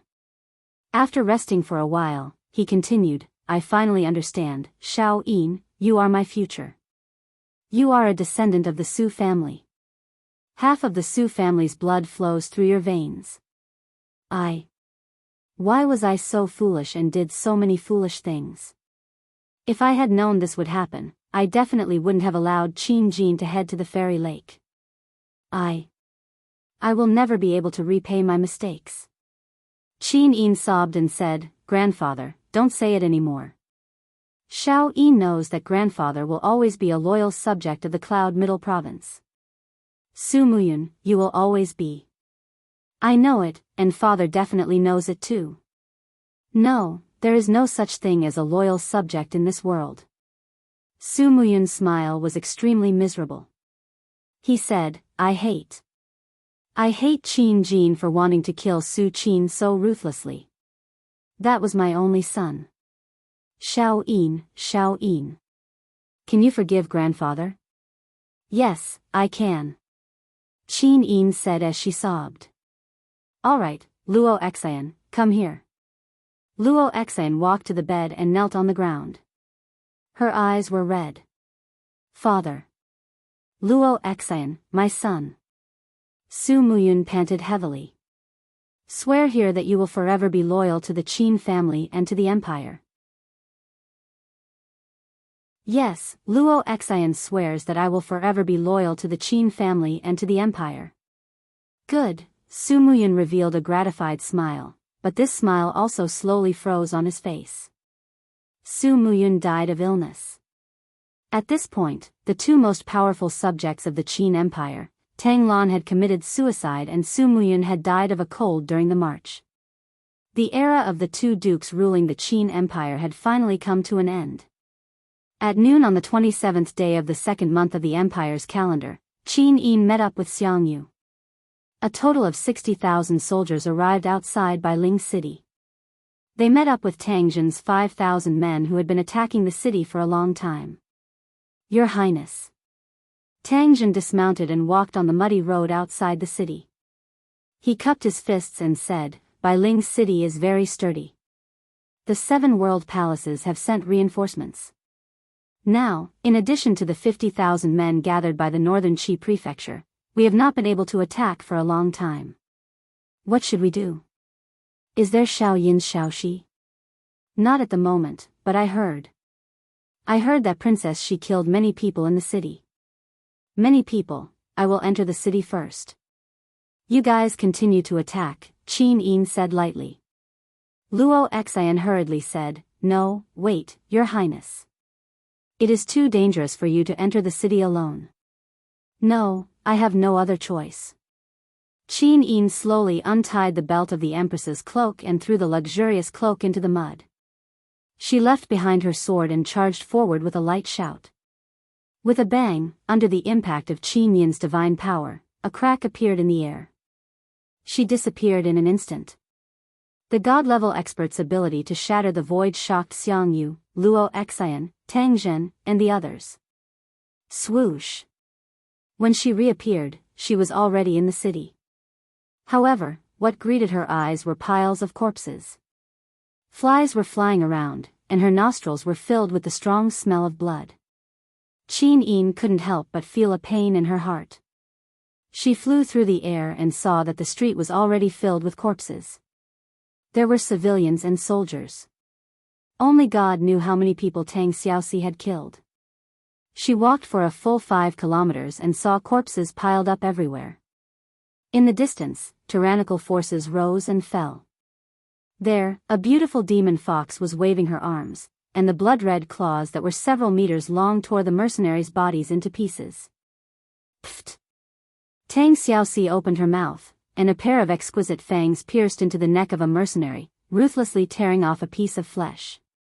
She spat it out, and at the same time, she also sensed the arrival of an expert. She raised her head, and her golden eyes looked at Qin Yin, who was standing in the air. Suddenly, the corners of her mouth rose, and she laughed. Qin Yin, are you here to see a joke? Xiaoxi, Qin Yin was dumbfounded. She instantly felt as if a knife was twisting in her heart. I didn't, really? Tang Xiaoxi burst into laughter. Her laughter was extremely ferocious, and her eyes were filled with wildness as she said, "You asked my grandfather to bring only one person to guard Bailing City. How vicious is it to kill someone with a borrowed knife?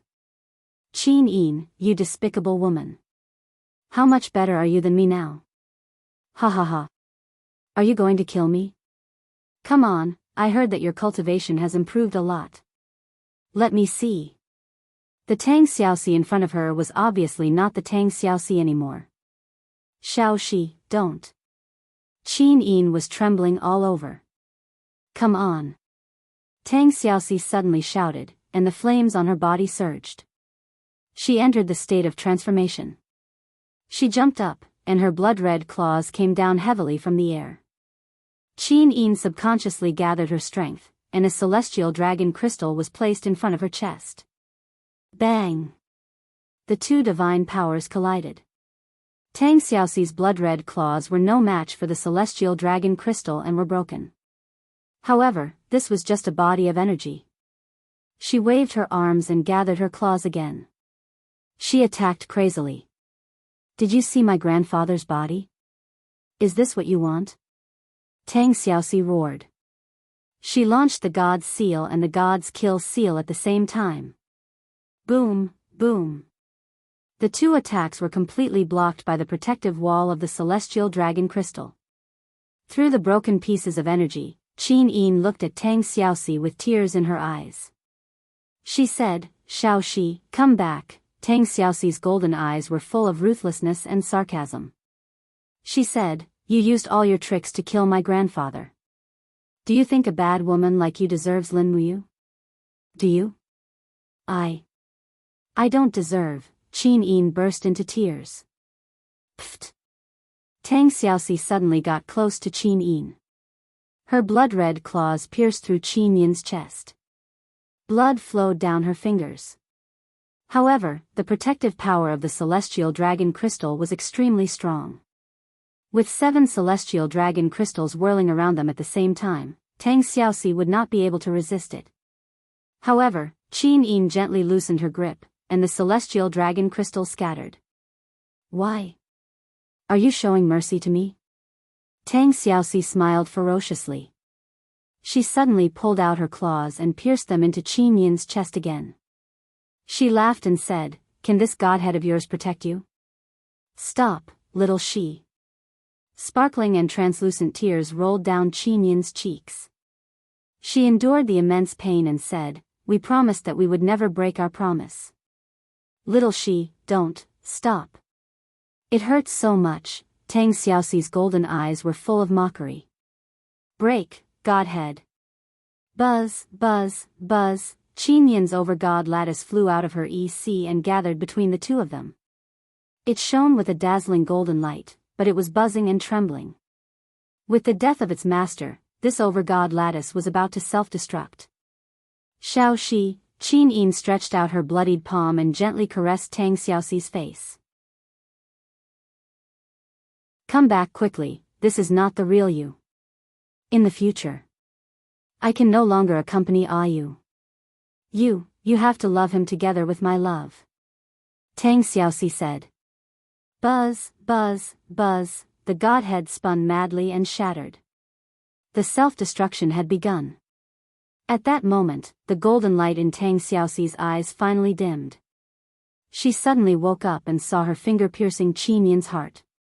Instantly, Tang Xiaoxi burst into tears. No. Xiao Yin, swoosh. Before dying, the celestial dragon crystal in Qin Yin's hand flickered and turned into a crystal pillar that protected Tang Xiaoxi. At that moment, the godhead finally exploded. Tang Xiaoxi saw a scene that she would never forget for the rest of her life. Qin Yin's body was instantly smashed by the godhead's explosion. However, the celestial dragon crystal that was formed from the last bit of her strength lingered around Tang Xiaoxi. Bang! A massive explosion rang out. The power of the overgod spark's explosion was unimaginable. In the blink of an eye, the ground was reduced to dust, and it was as if the end of the world had come. Everything was destroyed, and a blood-red abyss appeared in the ground. Lightning descended from the sky. Standing by the sand table, Lin Muyu suddenly felt a tearing pain in her heart. She couldn't help but kneel on the ground. Her eyes blurred and tears flowed down her cheeks. The second volume, Fireworks, ended. Riches and glory in life are like fireworks, fleeting clouds and smoke. Qin Yin died for Tang Xiaoxi. No one knows if it was worth it or not. We are the same. After experiencing it, we feel that it was wrong. However, some mistakes are the most beautiful memories. At the most wrong time, we always meet the right person. There is no need to hate. All we can do is be grateful and look forward to the future. Next, I will enter the third volume, Three Kings Rule the World. I hope everyone likes the spiritual cultivation realm.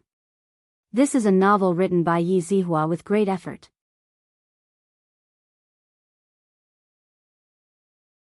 Chapter 612. The ground to the north of the 100 Ridge city continued to collapse, and fiery red magma rose from below. Strands of golden holy light lingered in the surroundings. 20 miles of the 100 Ridge city had collapsed, and the northern part of the 100 Ridge city had completely turned into a living hell.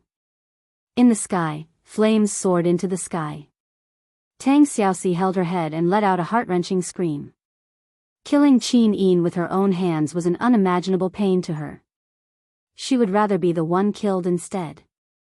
Swoosh, a strand of blood-red light seeped out of Tang Xiaoxi's eye and condensed into a human body. Just as she was about to leave, Tang Xiaoxi suddenly opened her eyes and stared at her with a pair of golden eyes full of killing intent. Bastard, do you still want to leave? She opened her palm, and a fiery fox claw suddenly caught Yaoji, who was trying to escape. Yaoji was just a demon with a spiritual body. Originally, her body could not be controlled by the power of the mortal world. However, at this time, there were strands of golden flame divine power flowing between Tang Xiaoxi's fingers. The divine power could capture everything in the world, including spiritual bodies. For a moment, Yaoji kept screaming, and her body quickly curled up in Tang Xiaoxi's palm. God Emperor, save me. Saint Master, save me, Yaoji screamed at the top of her lungs. Bang! Blood splashed. Tang Xiaoxi turned into a nine-tailed fox and squeezed Yaoji's body into a pile of flesh and blood. Looking up, she saw two people standing in the sky.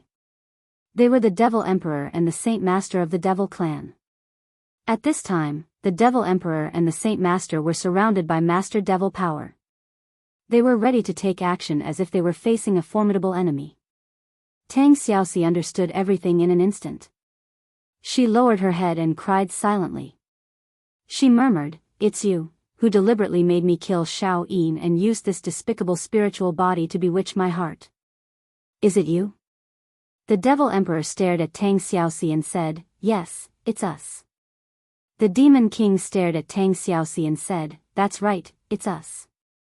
But you have to understand our painstaking efforts. Nine-tailed, you are a monster, and our divine race is called the demon race by the humans. That's right, we all have a demonic nature. You and I are a family. Now that the human race is becoming stronger, the divine race needs your strength, and you also need the protection of the divine race. You have no choice. Nine-tailed Tang Xiaoxi, you belong to the divine race. In your dreams." Tang Xiaoxi suddenly raised her head, her golden eyes filled with ruthlessness. Flame divine power suddenly burst forth, as if a scorching sun had bloomed in the sky. Arg! The Devil Emperor and the Saint Master were directly impacted by the divine power.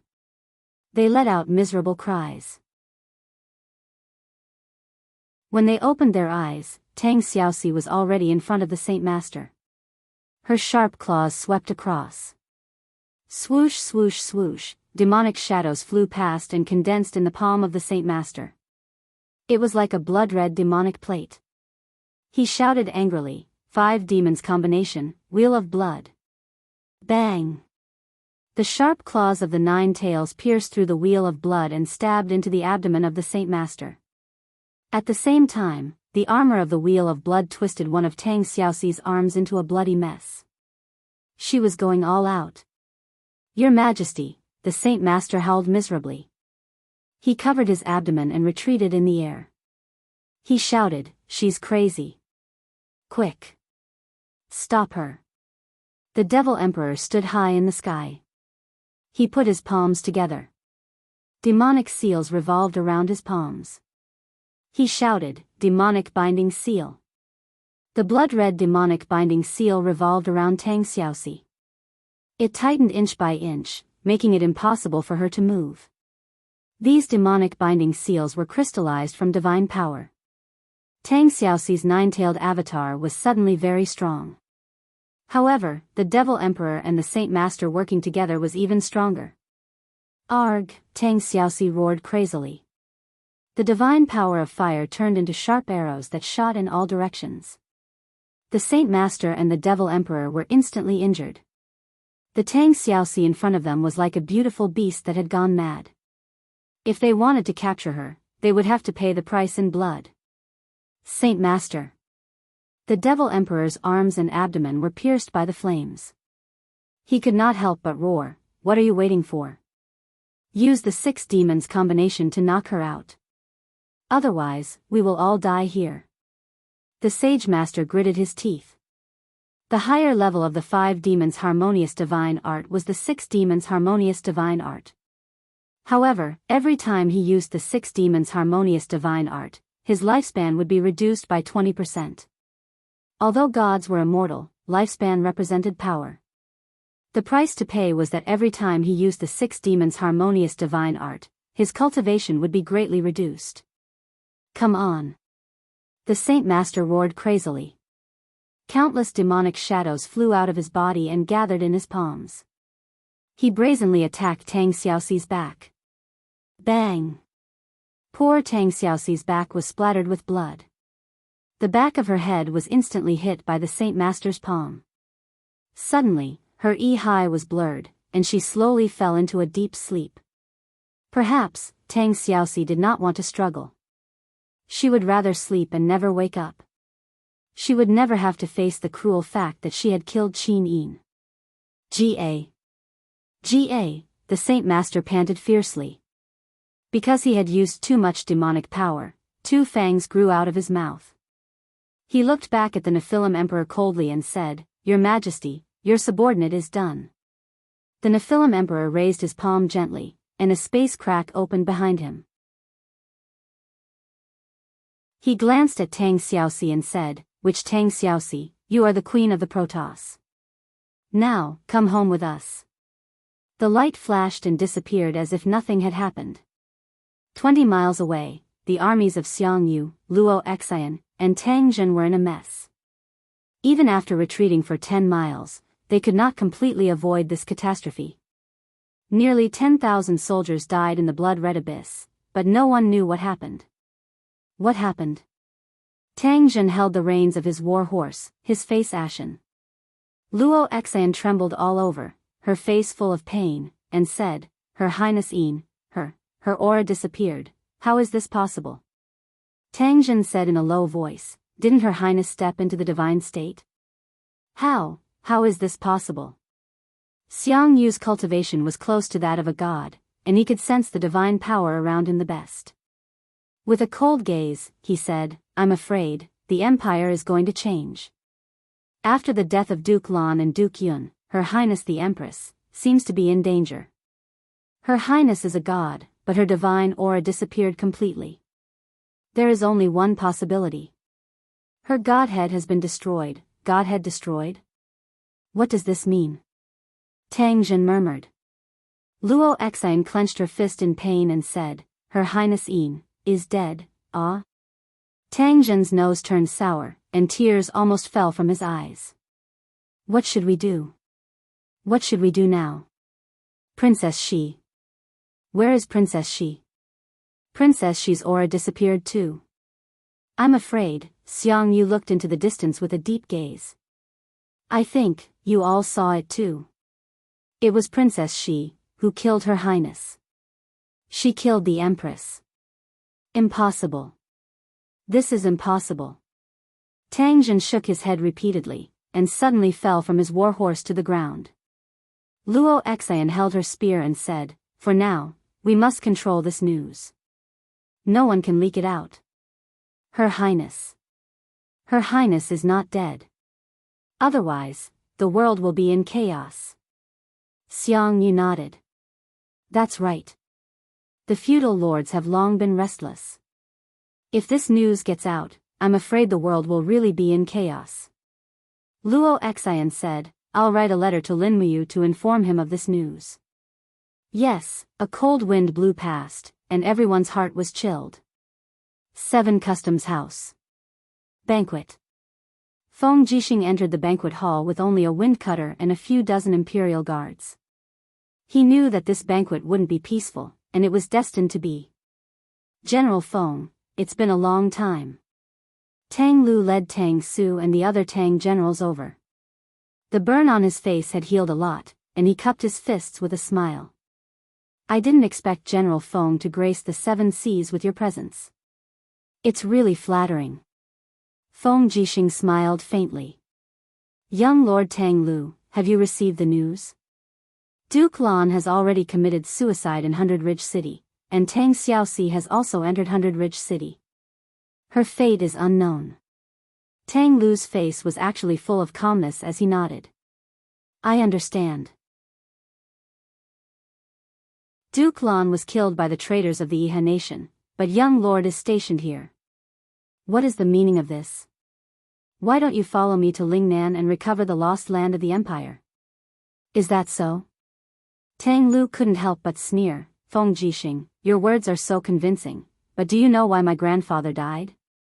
Wasn't it because your empress, Qin Yin, exhausted all her schemes and sent my grandfather to his death? My grandfather died in the hands of the empire, not the Iha nation. Men, close the door." Clang. The iron door suddenly closed, and layers of iron chains locked the iron door bolt. Tang Lu tilted his head and looked at Feng Jixing. He smiled. Grandfather's death will be exchanged for the Tang clan's achievements. "Feng Jixing, you still don't know that death is at hand? Is that so?" Feng Jixing laughed loudly. "Young Lord Tang Lu, if you say it like this, then I, Feng Jixing, will not be ashamed to face Princess Shi no matter what I do." Clang. The windcutter was already unsheathed. Feng Jixing's figure flashed like the wind, and the long blade left a bloody mark on Tang Lu's neck. In the next moment, Tang Lu's head flew off. Pfff, blood splattered, and everyone was stunned. No one expected that Feng Jixing would actually dare to make a move in the hall alone. "Feng Jixing, you." Just as Tang Su was about to speak, Feng Jixing's windcutter had already slashed over with the king's fighting flame. Tang Su hastily pulled out his longsword to parry, but the disparity in strength was too great. Feng Jixing bellowed, and the windcutter slashed out a storm. It directly minced Tang Su's body into pieces along with the bodies of the few generals behind him. Stepping on the stone floor, Feng Jixing leaped up. He stepped on the mysterious power of the law of wind and walked step by step toward the host's seat. Turning around to look at the group of Tang clan's generals who were at daggers drawn, Feng Jixing shook his palm, and the imperial edict glowed.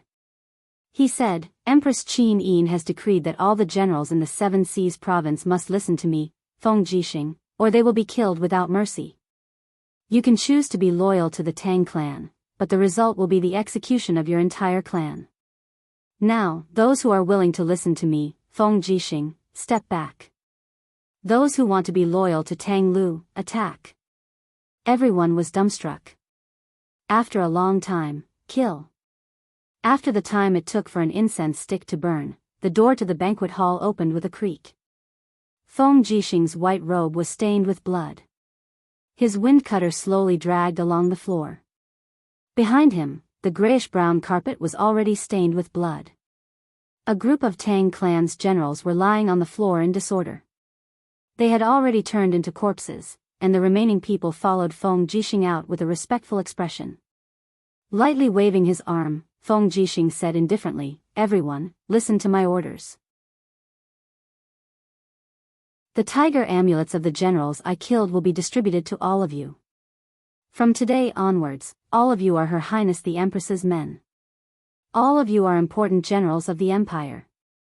Tomorrow morning, the army will come out and attack Yihe nation." "Yes, General Feng."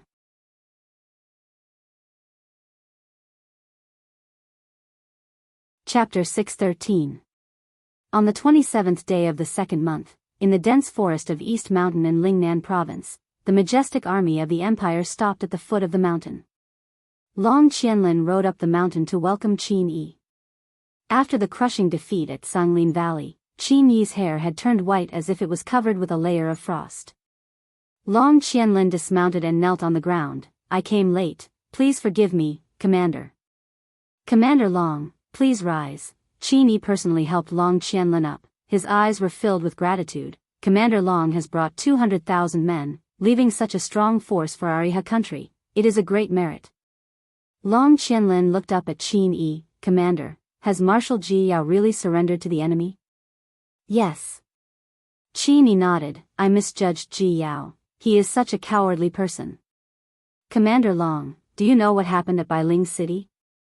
"I know." Long Qianlin said in a deep voice, "Qin Yin has already stepped into the divine state. When she fought with Tang Xiaoxi in the sky above the 100-ridge city, the explosion of power formed a blood-red abyss. The abyss is so deep that you can't see its bottom. It's called the Crimson Abyss." "Commander, the Crimson Abyss is still expanding. I'm afraid that the 100-ridge city can no longer be the capital." Qin Yi murmured, "Yes, I have the same thought." "According to Commander Long, what do you think we should do?" Long Qianlin said, "Qianfeng's army is in a stalemate with Lin Muyu's army outside Sanglin Valley. They have suffered great losses. The demonic race's food supplies are cut off. They will definitely retreat soon. At that time, Lin Muyu will meet up with Xiang Yu, Tang Zhen, Luo Xian, and the others. They have at least 300,000 soldiers, their morale is high, and they have the support of the mysterious cannons. It will be hard for us to win head-on. In my opinion, why don't we go around Bailing City, head for Yu City, and seek help from Venerable Luo Lan of the 7 World Palaces?" "Commander Long, are you going to give up Lingnan Province?" Lingnan Province was Qin Yi's fief. He naturally wasn't willing to give it up so easily. Long Qianlin then said, "There is no longer any danger in Lingnan Province to defend. Once Lin Muyu, Feng Jixing and Xiang Yu's armies arrive, it will be a flat plain, and with the power of the heavy artillery, we will not be able to fight against them. But Clear Mountain Province and Lingkong Province have high mountains as a barrier, so it would not be easy for them to attack. We must retreat in order to advance and then send a letter to Marshal Ding Shi in Xiang City. With the east and west coordinating, we will be ready to counterattack the Empire's army." "All right, we'll do as Commander Long says." In the evening, the mighty army of Yihe country left the forest and headed straight for Mingshan Province. In the southernmost part of Lingnan Province, surrounded by mountains, stood a magnificent palace. This was the 7 World Palace, Luo Lan's residence in the mortal world. It was also one of the most luxurious palaces in this world. Immortal Sovereign. A disciple knelt respectfully on a praying mat and said, "Master Han Jun has died for his country." "What? Han Jun is dead?" Luo Lan's eyes were cold as she asked, "Are you sure?" "Very sure. He was killed by Tang Xiaoxi in her 9-tailed form, but..." The disciple's lips curled into a smile. "I have good news for you, Immortal Sovereign." "Speak." Tang Xiaoxi vented her anger on Qin Yin and killed Qin Yin. Half of Bailing City was destroyed, and Tang Xiaoxi most likely died in this disaster. Furthermore, according to our information, Qin Yin stepped into the immortal state from the Holy King realm, and the godhead she condensed was extremely powerful. It should be the godhead of heavens, well as recorded in the ancient books. When Qin Yin died, the blood abyss turned into a sea of lava, and Qin Yin's power crystallized from the lava. These crystallized golden crystals filled with spiritual energy, and if you can obtain these crystals for cultivation, you should be able to absorb a portion of the overgod's power. Is that so? Luolan couldn't help but stand up. Is what you said true? Absolutely. Good. Disciples, follow me to the blood abyss. I want to see the place where Qinyan's over-god godhead fell. Yes. The afterglow of the setting sun shone on the outskirts of the 100-ridge city. Dozens of miles of the blood abyss were evaporating with scorching power. From afar, it looked like a living hell. The people of the 100-ridge city were scrambling to escape. Everyone knew that the blood abyss was still expanding. If they didn't leave, it would be equivalent to waiting for death. Thud, thud, thud, amidst the galloping of a horse, a rider galloped over. When he saw the blood abyss, Lin Muyu felt a lump in his throat, and tears rolled down his cheeks. He could feel the energy pervading the blood abyss. It was the energy of Qinyan's firmament dragon crystal. Xiao Yin, he dismounted from the horse and knelt at the edge of the blood abyss in a daze. He looked into the depths of the abyss, trembling all over. He curled up there like a wounded beast, howling and crying. No one knew Qinyan's strength better than Lin Muyu. Given Qinyan's current strength, it was impossible for her to be killed by Tang Xiaoxi. The only explanation was that Qin Yin would rather be killed by Tang Xiaoxi than hurt Tang Xiaoxi with her own strength. However, Qin Yin and Tang Xiaoxi both died in the blood abyss in the end. Ah! Ah! Lin Muyu howled and cried like a mad beast. His strength burst forth without any concealment, turning into a strong airflow that swept in all directions. Wave after wave of power impacted the fertile land. There were faint thunders in the sky, and even the earth was slowly trembling in response to Lin Muyu's strength. He had thought that he was the happiest person in the world with Qin Yin and Tang Xiaoxi. However, at this moment, Lin Muyu had lost everything. There was only despair left in his heart. Sir. Wei Chou looked at Lin Muyu from afar. His nose felt a lump in his throat, and tears rolled down his cheeks. Situ Shui was sobbing uncontrollably. While wiping her tears, she asked Situ Sen, "Brother, tell me, why did this happen? Commander is such a good person. Why did God treat him like this?" Situ Sen was silent.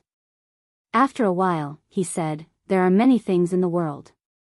Who can say for sure?" At this moment, Lin Muyu suddenly stood up and jumped into the blood abyss. "Sir!" Situ Shui was scared out of her wits. "No!" Situ Sen and Wei Chou hurriedly flew forward.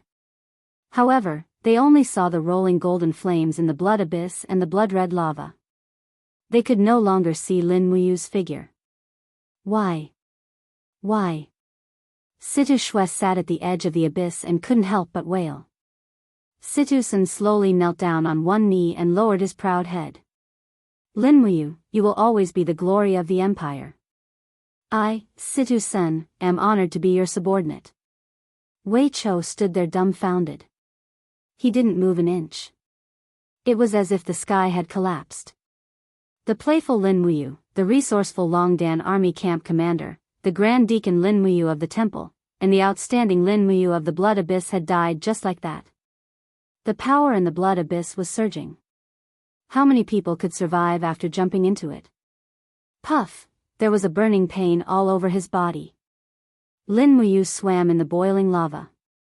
His robe was instantly burned, leaving only the armor and weapons protected by the divine seal. His face was full of fatigue and embarrassment, but more than that, he was disheartened. What could be more painful than losing Qin Yin and Tang Xiaoxi at the same time? The blood in his high was getting thicker and thicker, almost suffocating him. In this way, he urged Fuxi's divine power to resist the erosion of the blood abyss. Lin Muyu swam to the place where Qin Yin and Tang Xiaoxi both died. In front of him, Qin Yin's breath was getting thicker and thicker. Tears flowed down uncontrollably, splashing into the lava. With a puff, they instantly evaporated, bringing with them an astringent air current that assaulted her eyes. When Lin Muyu arrived there, he saw a black rock standing up from the blood abyss. Around it, there was a golden luster. That should be the essence of Qin Yin's godhead, right? Xiao Yin, Lin Muyu stretched out his palm, wanting to hold it, but the essence of the godhead instantly shattered into nothingness, turning into rays of golden light and disappearing into the air. Xiao Yin, Lin Muyu knelt on the rock, holding the star's sword with one hand. He pierced the blade into the rock to support his body. Soon, the dust in the blood abyss continued to fall, fusing with the rock. Lin Muyu's legs slowly petrified, becoming a part of the rock. He actually chose to petrify himself. Lin Muyu's Yi was in a complete mess. She looked into the sky and let out a heart-wrenching roar. 7 Brilliance Demon Monarch. Big brother. Did you see that? Help me, help me. Outside the myriad worlds and stars, the 7 luminaries Demon Emperor stood at the edge of the palace in a daze, watching the scene in the Heaven Lake illusory ocean. His eyes reddened and tears almost fell. He clenched his fists and muttered, "Silly boy, why are you so stubborn?" At the side, a beautiful divine-level expert dressed in a long dress said softly, "Demon Emperor.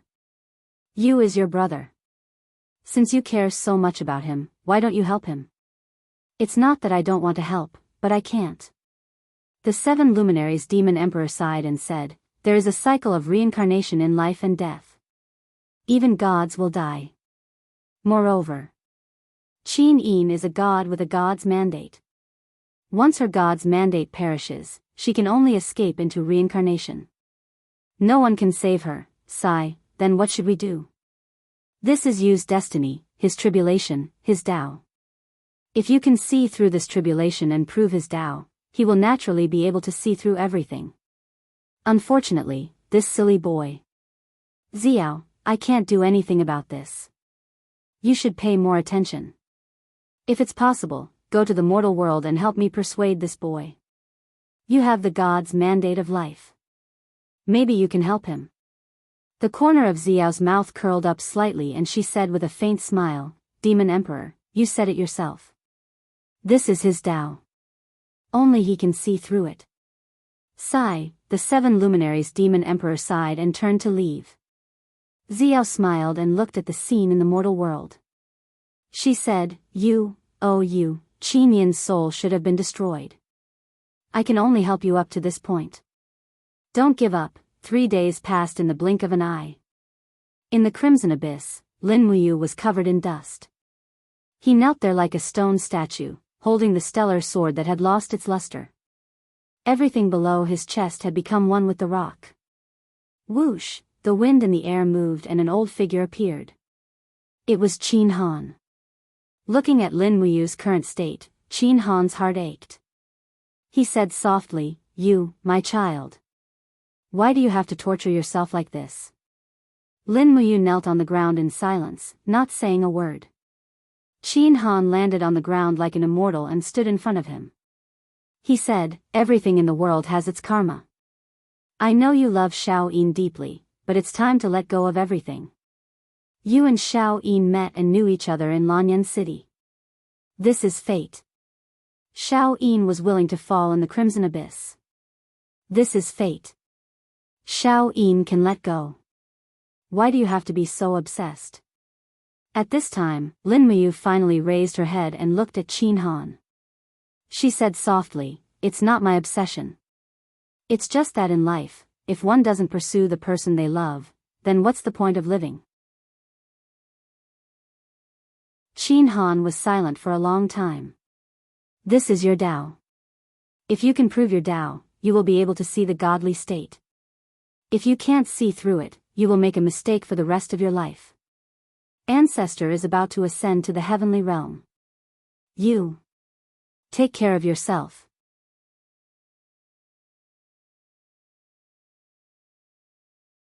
Chapter 6:14.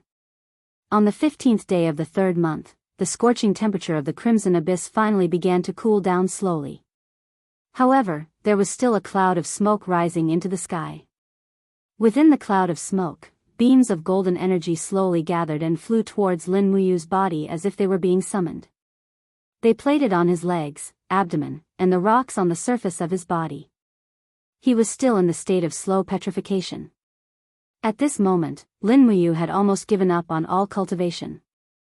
He only wanted to try his best to collect everything that Qin Yin had left behind in the Crimson Abyss. However, Lin Muyu could only collect the fragments of the celestial dragon crystal. What made him feel that something terrible had finally happened? In the Crimson Abyss, Qin Yin's aura became fainter and fainter as time passed, to the extent that he almost couldn't catch it anymore. Rustle, rustle, the sound of footsteps came from the rock stratum that had solidified not long ago. A group of people walked out from the cloud of smoke. It was Feng Jixing, Qin Yan, Wei Chou, Chu Yao, and the others. They had all arrived. As soon as she saw Lin Muyu's half-petrified appearance, Chu Yao couldn't help but feel a lump in her throat. Hot tears flowed out of her eyes. She walked straight forward and hugged Lin Muyu's already hardened body. She wailed loudly, You, don't be like this. Feng Jixing carried his wind cutter and walked forward with a grave expression. He frowned and said, Her Highness has already passed away. Why do you have to be like this? Besides, the Empire still needs you. The demon race has not been destroyed and the Iha nation is still in the ascendant. With Her Highness gone, the Empire needs someone to take charge. Although Yen has the Qin bloodline, he is still too young and inexperienced. You are the former Emperor's foster son and Her Highness Yin's brother. If you continue to sink like this, the Empire's future will be bleak. Heroes will rise up and we will enter a truly chaotic world. Lin Muyu slowly raised his head and glanced at Feng Jixing with his lifeless eyes. He replied in a very dull voice, Brother Feng. Xiao Yin was killed by Xiao Shi. I want to stay here with her. I want to do everything I can to find Xiao Yin's spirit. But, Feng Jixing frowned and said, if Her Highness Ying was still alive, she would definitely not want you to do this. You are the future ruler of the Empire, how can you waste your time here? Brother Feng, you don't understand. Lin Muyu took a deep breath. Streams of King's fighting flame appeared on the surface of his body, protecting his life force. He looked at Feng Jixing and then at Chu Yao and said, From the day I met Xiao Yin, I knew that she was my destiny. I can't escape, I can't hide. I'll leave the Empire's matters to Brother Feng and Yen. I want to find Xiao Yin and bring her back. Brother, Qin Yan's tears rolled down. He knelt in front of Lin Muyu and said, Brother, when will you come back? How can General Feng and I support such a large empire? When I find Xiao Yin, I will naturally come back. Lin Muyu slowly closed his eyes and said, The poisonous air in the blood-red abyss is too strong. You should leave. Don't stay here and let the smoke damage your body. Chu Yao was the chief deacon of the Spirit Medicine Division.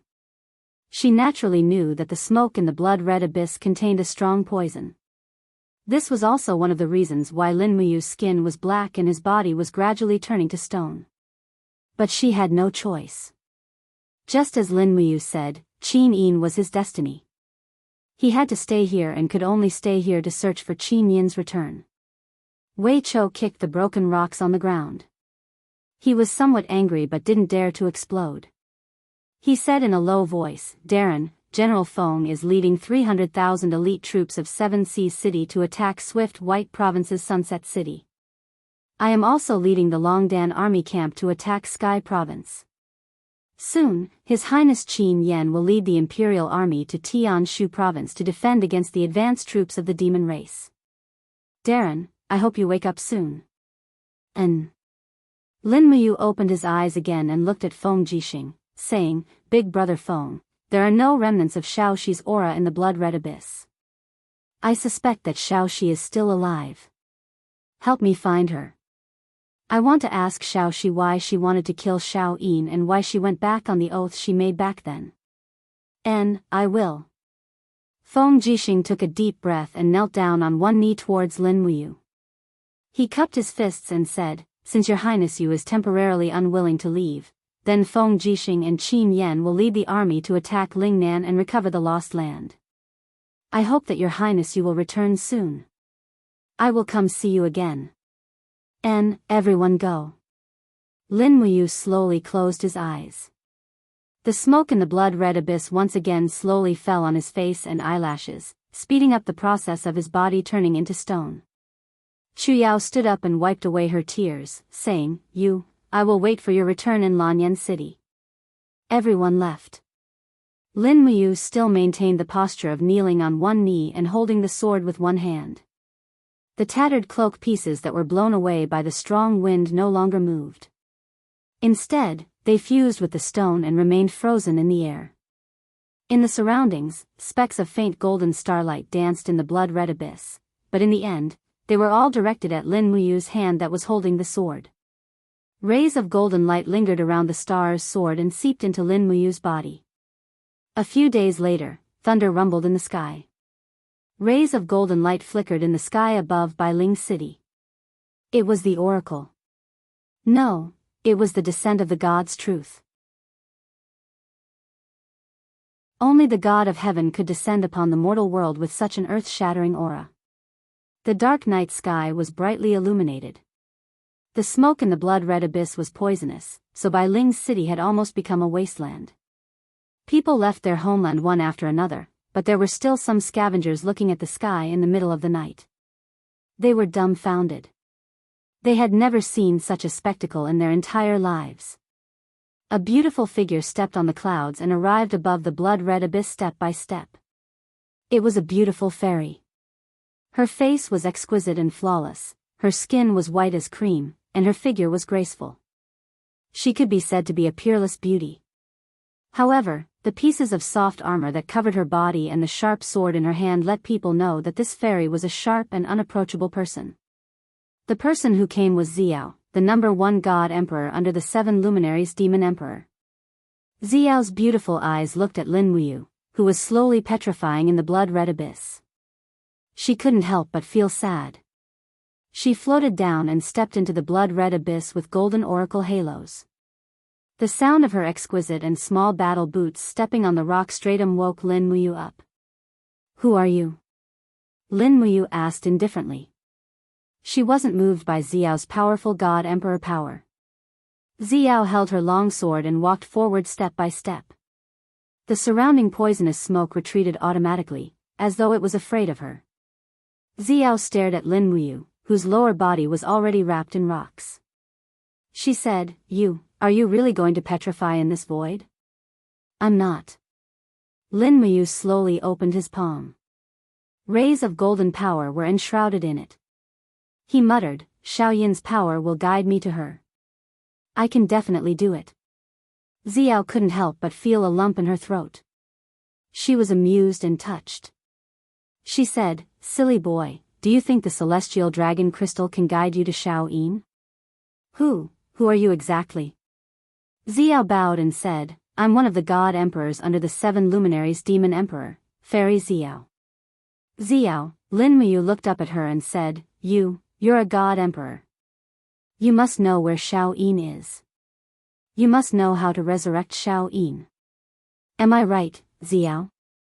Tell me." "No." Xiao shook her head gently and said, "The cycle of life and death is an unchanging law. Even god emperors can't control it. Back then, the demon emperor was able to resurrect you because he used his divine power to suppress your 3 spiritual and 7 physical souls so that your soul wouldn't dissipate. Naturally, you could reconstruct your body. But now, can you still feel Qin Yin's aura in the Crimson Abyss? Her 3 spiritual and 7 physical souls have already dissipated. You give up. Qin Yin has already escaped into the cycle of reincarnation. Even god emperors can't control this fact. Why are you still chasing after her so bitterly?" "No, it can't be." Lin Muyu suddenly withdrew his palm and held the celestial dragon crystal spiritual essence that he had collected. He said, "The power of the celestial dragon crystal will guide me to her. I will definitely find Xiaoyin. She must be waiting for me somewhere." As he spoke, a stream of turbid blood flowed down from the corner of Lin Muyu's eyes. He could no longer shed tears. He could only shed tears of blood and rocks. Xiao's delicate body trembled. She bit her red lips and said, Do you really want to persist like this?" Fairy Xiao. Lin Muyu looked at her and said, I heard that once the divine truth of the heaven realm descends upon the human realm, it will consume 1,000 years of cultivation. Did you come here just to tell me to give up? Yes. Xiao nodded. That's right. Qin Yin's 3 spiritual and 7 physical souls have already dissipated. She might have already started a new cycle of reincarnation. You definitely won't be able to wait for her here. You, give up. Your innate talent and comprehension are outstanding. There's no need to ruin your cultivation here, right? What message does the Demon Emperor want you to pass to me? Heaven and earth change, only the heart remains the same. Heaven and earth change, only the heart remains the same. Heaven and earth change, only the heart remains the same. Lin Muyu couldn't help but laugh miserably and said, I think I understand what he means. Xiao, thank you for coming. Go back and help me tell the Demon Emperor that he's waiting for me in the heaven realm. One day, I will ascend and stand shoulder to shoulder with him in the myriad of stars. Okay. Xiao bowed once again and said, then, this little girl will take her leave. You, take care. And Xiao leaped up and soared into the sky. Rays of golden ring-shaped light lingered around her as she flew. In the blink of an eye, her speed became faster and faster. Finally, she broke through the restraints of space. Xiao's figure disappeared and she had already entered another plane, heaven realm. You're back. You've worked hard. In the pond of illusion, the 7 luminaries Demon Emperor stood there alone. His gaze was fixed on Lin Muyu in the pond of illusion. He frowned and said, this silly boy, his Dao, what kind of Dao is it? Xiao said softly, Demon Emperor, didn't you say it yourself? Heaven and earth change, only the heart remains the same. I think this sentence is most suitable for Lin Muyu. Heaven and earth change, a lifetime of glory and splendor, even the great Dao Xiaoyao can't move his heart. Such a person is worthy to be your brother, Demon Emperor. Ha ha ha ha, that's right, the 7 luminaries Demon Emperor clenched his fists and said, then. I'll wait for him in the heaven realm to stand shoulder to shoulder with me.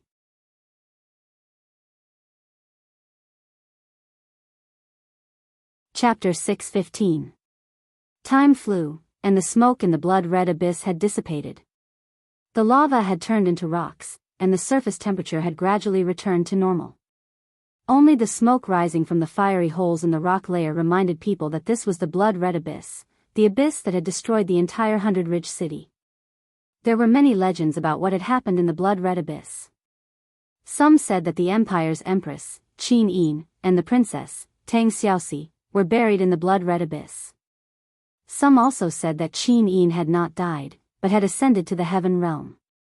At least, this was what Feng Jixing, Qin Yan, and the others said. Otherwise, once the news of Qin Yin's death spread, the world would definitely be in chaos. However, there were also people who said that a peerless expert was sealed in the blood-red abyss, a young expert who had changed the history of the entire continent. His name was Lin Muyu. However, no one could find where Lin Muyu was. The only place that could be found was in the center of the blood-red abyss, where there was a 100-meter-tall rocky mountain. Some people said that Lin Muyu had sealed himself in the rocky mountain. He was waiting for the return of his true love. However, these seemed to be just legends. Many of them were fabricated by busybodies to be used as a topic for people to talk about after meals. Smoke and clouds lingered, and the majestic rocky mountain stood in the blood-red abyss like a spectacle. No one could understand why the dust in the blood-red abyss would gather together and form a mountain. In the depths of the rocky mountain, a young figure was still kneeling on one knee. In his hand was a starry sharp sword that had lost its original luster. In the blink of an eye, half a year had passed, and Lin Muyu seemed to have truly become a part of the mountain. On the 7th day of the 7th month in the year 7736 of the Empire calendar, Feng Jixing took drastic measures and surrounded Sunset City. He then took over the granaries of the dozens of counties south of Sunset City. After surrounding Sunset City for 4 months, Dingxi was finally defeated due to a lack of rations. Nearly half of the 300,000 soldiers defending Sunset City were killed. Ding Shi led the rest of his troops out of the swift white province and headed for the southernmost bright mountain province of the shattered cauldron realm continent. In the same month, Wei Qiu led the Gentian battalion to attack Linкong province. Xiang mobilized his troops from Hundred Ridge City, and the imperial army recovered Lingnan province, Linкong province and swift white province of the Iha kingdom, taking 70% of the Iha kingdom's land.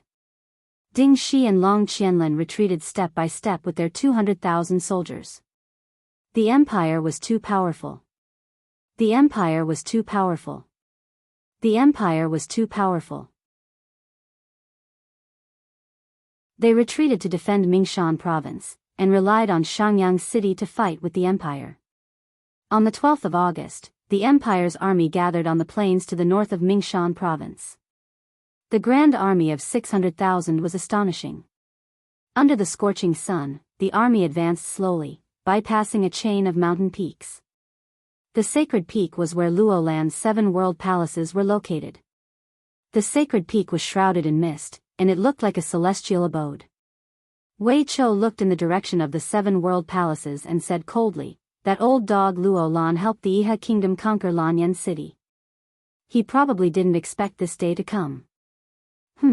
Why don't we surround the 7 world palaces and kill Luo Lan with 1,000,000 soldiers? There's no need."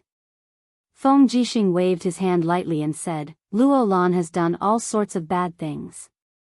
An evil god like him will be punished by the heavens. We've been traveling for days, and our soldiers are already exhausted. Besides, the terrain of the sacred peak is dangerous, and it's not conducive for an army to fight. Instead, the cultivators of the 7 world palaces will have a great advantage. It's not wise to attack the mountain now. If Luo Lan is courting death, he'll naturally come down to deal with us. Otherwise, there's no need for us to provoke him." "Yes." Wei Qiu nodded. "Are there any new developments in the Crimson Abyss?" Feng Jixing asked. "No." Wei Qiu said, "The Rocky Mountain is getting thicker and thicker, and the people we sent could no longer find Commander Yu. In the blink of an eye, a few months have passed, and Commander Yu hasn't eaten or drunk anything. I really don't know what to do." Feng Jixing sighed and slowly urged his horse. "Yu is blessed by the heavens. I hope he's fine. Besides, Yu has Fushi's divine power, and he shouldn't be tortured to death by hunger. Moreover, he's already in a state of hibernation. I didn't expect the dignified number 1 general of the empire to seal himself in the blood abyss." Wei Qiu murmured, "Commander Yu's love for Her Highness Yin is deep, and I'm afraid it's not something we can understand." "That's right." Feng Jixing looked at the endless army on the main road, and said in a low voice, "Where's the herald?" The sound of horse hooves came closer, and a herald respectfully said, "Marshal, what's the matter?" "Order Xiang Yu's main army to start searching for water once they enter the Mingshan province. In addition, inform Commander Suyu to ensure food supplies. Shanyang city is incomparably sturdy, and that old thief Qin Yi won't give up on this piece of land so easily. There's going to be a protracted battle below Shanyang city, and we need to make sufficient preparations." "Yes." Feng Jixing looked at Wei Qiu, and asked, "How are the preparations for the magic crystal cannons?" "The mountains are high and far." Wei Qiu frowned, "And the magic crystal cannons are so heavy. Even if we dismantle them, we won't be able to transport too many. There are only 10 magic crystal cannons traveling with us, and we should use them wisely." "Understood." Feng Jixing took a deep breath. "Whether or not we can blast open the iron gates of Shanyang city depends on the magic crystal cannons. It's all up to you, Wei Qiu. When Yu isn't here, the Longdan army camp will be relying on you and Sidis Sr. Yes, Marshal, please rest assured." In Shanyang city, the setting sun shone on the ancient city, and the leaves of the pear trees swayed in the wind. In the palace in the city, Qin Yi sat there with an ashen face. Below him, Long Qianlin, Ding Shi, Man Ning, and the other officials were all present, but none of them said anything. At this stage of the war, what else could they say? The entire Iha country was almost powerless to reverse the situation. Is there no one who can defend Shanyang city?" Qin Yi said coldly. Everyone looked at each other, but no one said anything. After a while, Man Ning cupped his hands and said, "Commander-in-Chief, this old official thinks that we still have close to 300,000 soldiers, plus the 150,000 soldiers of Mingshan province. With close to 500,000 soldiers, we can still fight the empire. Moreover, the Iha country has won the hearts of the people. We can also mobilize the civilians to help us fight. Feng Jixing is a benevolent general, I believe he won't attack the civilians." "Is that so?" Qin Yi couldn't help but laugh. Ding Shi said, "Commander-in-Chief, our 300,000 soldiers are exhausted, and most of the 150,000 soldiers of Mingshan province are newly recruited soldiers with no fighting strength at all. But the imperial army is different. The 350,000 soldiers of Qihai City under Feng Jixing are all elites, and Wei Chao's Longdan army camp has also been reorganized with 50,000 soldiers. Together with the elite soldiers of Xianghu, Suyu, and Luo Xian, their 600,000 soldiers are all elites. If we take the initiative to fight, we will definitely lose." Qin Yi felt a chill in his heart. Then what should we do? "What do you think, Commander Long? If we stubbornly defend, can we defend Shenyang City?" "I'm afraid it will be very difficult." Long Qianlin stood up and cupped his hands and said, "Can you imagine, Commander-in-Chief, how sturdy the steel walls are? Even the tens of meters thick walls were blasted apart by the magic crystal cannons of the Longdan army camp. How sturdy can the walls of Shenyang City be? I'm afraid they will also collapse at the first blow. If we stubbornly defend, we will definitely become a pile of dregs under the magic crystal cannons." Qin Yi was startled. "Then what does Commander Long think we should do?" "Outsmart them." "How do we outsmart them?" Long Qianlin smiled. "Do you still remember how Lin Muyu annihilated the Thunder Chong army in the demon-slaying valley? A series of cannons?" "That's right." Long Qianlin said, "According to my conjecture, the shells of the magic crystal cannons can detonate with each other. The explosion of one magic crystal cannon will trigger a series of explosions from the other magic crystal cannons. In this case, as long as we find an opportunity to sneak into the Longdan army camp and use one of the magic crystal cannons to bombard their ammunition storage camp, we will be able to destroy the magic crystal cannons of the Longdan army camp in one fell swoop." As he spoke, Long Qianlin smiled and said, "We need time to buy time. The Imperial Army has only just arrived in the southern ridge a few months ago, so they don't have enough rations. Moreover, the Southern Ridge Province and the Swift White Province have just gone through a war. This year's harvest is not good, so they can't produce much rations. How much rations do the 600,000 soldiers of the Empire eat every day? Most of their rations have to be transported from the Northern Ridge. As long as we delay them for about 2 months, we will naturally be able to delay them until Feng Jixing runs out of rations. At that time, we can send a letter to order His Highness Qin Huan and his 100,000 men to attack. Working together, it will not be difficult to destroy the Empire's 600,000 soldiers." This. Qin Yi was wild with joy and said, "Martial Long of the Iha nation is truly a gift from the heavens. Then, according to Martial Long, how should we destroy the magic crystal cannons in the Longdan army camp?" Long Qianlin said, "I remember. Marquis Man Ning has a distant nephew who is a chiliarch in the Longdan army camp. If we bribe him with money and power, he should be swayed. After all, he is only a chiliarch in the Longdan army camp. If we promise him the position of one of the 7 marshals of the empire, I believe he will not be able to refuse. However, we will have to trouble Marquis Man Ning to take the risk and make a trip there." Qin Yi looked at Man Ning and said, "Marquis Man Ning, what do you think?" The fat on Man Ning's body trembled. He stood up and cupped his fists, saying, "This old subject's dying body can serve the Iha nation. This is my honor." Qin Yi smiled. "Don't worry. If this matter is successful, Marquis Man Ning will no longer be Marquis Man Ning. I will confer you the title of King Ning." Man Ning could not help but be ecstatic. "Yes, thank you, Commander. This old subject will do his best. Go." "Yes." Under the support of 2 guards, Man Ning's fat body walked out of the palace step by step. Not long after, Man Ning disguised himself as a merchant and slowly left Xiangyang City in a carriage, heading straight for the Imperial Army's camp in the distance. The setting sun bathed the earth in a layer of fresh blood.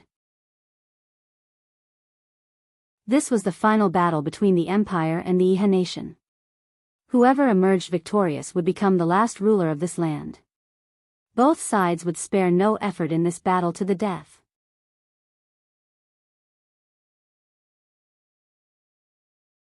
Chapter 6:16. Bam! Bam! Bam! Bolts of purple lightning shot into the sky, bringing with them a mushroom cloud. Violent shockwaves engulfed the Longdan Army Camp's magic crystal cannon battalion. Many soldiers didn't even have the chance to scream before they were obliterated by the light of the magic crystal cannons. Nearly 100 consecutive explosions rang out. This cannon blast had destroyed all the magic crystal cannons in the Longdan Army Camp. Above Xiangyang City, Qin Yi, Long Qianlin, Ding Shi, and the others looked at the soaring purple light in the distance. It was like a catastrophe. Qin Yi clapped his hands and laughed, while Long Qianlin frowned. It wasn't hard to imagine that if all these cannonballs had landed on Xiangyang City's walls, the city would have become history. Ding Shi was silent, his expression solemn. Long Qianlin's plan had succeeded, but what could it change? It would only delay the destruction of the Iha nation by a few months. Once the new magic crystal cannons from Lanyan City were shipped to the front lines, Xiangyang City would still be reduced to ruins. If I could use these magic crystal cannons, I wouldn't have to worry about the world. Qin Yi sighed. Beside him, Man Ning said with a smile, Commander-in-Chief, it's not difficult to obtain the magic crystal cannons. As long as they have the will of the people, they can be bought. It's said that the magic crystal cannons were manufactured by a man called Qin Xiling in the imperial capital. As long as we find Qin Xiling and reward him, we won't have to worry about the magic crystal cannons. Qin Yi said with a smile, the Sunset King is right, but the war is at a stalemate now. There's no time to go to Lanyan City to invite Qin Xiling. Let's wait until the war is over. Yes. The Imperial Army's camp was already in chaos. Wei Chou carried his sword and led a line of guards toward the magic crystal cannons. He couldn't help but feel a pang in his heart when he saw the flames from afar. The magic crystal cannons were finished. Not long after, all the generals gathered in the main tent. Feng Jixing held the commander's seal and looked at the crowd indifferently. This explosion. I presume our magic crystal cannons are no more. Yes. Wei Chou cupped his fists and said with a livid face, this subordinate was incompetent and allowed one of my Kiliarchs to fire a magic crystal cannon without permission, causing a series of explosions in the warehouse. All the cannonballs were destroyed. Sigh, Feng Jixing said, you can't be blamed for this. We need to find out who did this. We need to come up with a long-term plan. Tell me, since we don't have the magical crystal cannons anymore, how are we going to take Xiangyang City? Su Er said, the walls of Xiangyang City are 20 meters tall, and are extremely sturdy. The gates are made of pure iron, and are 1 meter thick. Siege chariots are of no use at all. Add to that the fact that Xiangyang City is supported by nearly 100 wealthy provinces, and it will be very difficult to take the city by force. We have to attack even if it's difficult. Xiang Yu frowned and said, I suggest that we start attacking the city tomorrow. Every legion will attack the city for 3 days, taking turns to attack. This will tire out the defenders of Xiangyang City. Then, we will send small groups of soldiers to infiltrate Xiangyang City through the 2 mountain ranges and spread rumors that Qin Yi intends to abandon the city. This will disrupt their morale and cause Xiangyang City to collapse on its own. Alright, that's the only way. Feng Jixing looked at Wei Chou and said, when will the next batch of magical crystal cannons be delivered? In a month. We need a heavy escort. We can't afford to make any more mistakes. Don't worry, Marshal. This subordinate will personally escort them. Good. Feng Jixing looked at the starry sky outside the tent and couldn't help but sigh. If only you were here. Su Yu, Wei Chou, Situ Sen, Situ Shui, Zhang Wei, and the others were immediately moved. Yes, if Lin Muyu were here, perhaps she would have a brilliant plan, and they wouldn't have to attack the city by force. Attacking by force meant that they would have to use the flesh and blood of the imperial soldiers to forge a new throne. Even though no one knew who would sit on this throne. Late at night, Feng Jixing still couldn't sleep with the military book in his hands. At this moment, a guard's voice came from outside. Marshal, Divine Marquis Jin Yifan, Commander Su Yu, Commander Wei Chou, Commander Qin Yan, Commander Xiang Yu, and Commander Luo Xian request an audience. These 4 people were the pillars of their respective armies. Ever since Tang Lan and Su Muyun died, and Tang Xiaoxi's whereabouts were unknown, these people were the true pillars of the empire. Come in. There must be an important matter for them to come in the middle of the night. After the group of people entered the tent, Feng Jixing put down the military book, stood up, and cupped his fists. May I know what brings all of you here in the middle of the night? Everyone looked at each other, seemingly trying to shirk responsibility. Finally, Su stepped forward, cupped her fists, and said, General Feng, you are the current marshal of the empire. The Empress's final edict was to confer you the title of marshal. Now, you is sealed in the Crimson Abyss, and you are the person with the highest military authority in the empire. We would like to ask, what plans do you have for the empire's future? Feng Jixing couldn't help but feel a headache coming on. Su Yu's meaning was self-evident. Now that Qin Yin was dead, the empire needed a new ruler. A country couldn't be without a ruler. Xiang Yu cupped his fists and said, ever since the empire entered Lingnan, we have been winning every battle. Now that the empress has fallen, the empire needs a new ruler. General Feng, the empire needs a new ruler. Ruler? Feng Jixing replied somewhat woodenly. Su Er said, General Feng, we are all important ministers of the empire. Although Xiao Yin didn't leave behind any words before she left, I'm sure Xiao Yin also doesn't want to see the empire fall apart. Everyone, what do you think? Feng Jixing said softly. He knew that the future ruler of the empire depended on who these people were willing to support. Xiang Yu frowned and said, we need a legitimate ruler with the bloodline of a ruler. Now, there aren't many people with the bloodline of the Qin family. His Highness Qin Yan is the person with the bloodline closest to Her Highness Yin. The other people are Qin Yong, Qin Zhou, and the others from Prince Zhong's residence. In my opinion, we should support Qin Yan as the new ruler of Great Qin. What does General Feng think?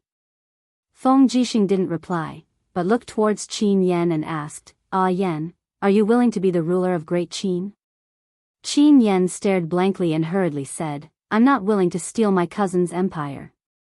Moreover, I don't know anything about the matters of an emperor. I don't even know how to face the imperial court. If I become the ruler, I will only harm the empire and the people. I hope that General Feng will reconsider. Feng Jixing sighed, are there any other candidates? There is. Zheng Yifan stroked his beard and said, Lin Muyu, sealed in the blood-red abyss, is the foster son of the previous emperor and Her Highness Yin's foster brother. His military exploits are outstanding and unprecedented. His cultivation has also reached perfection.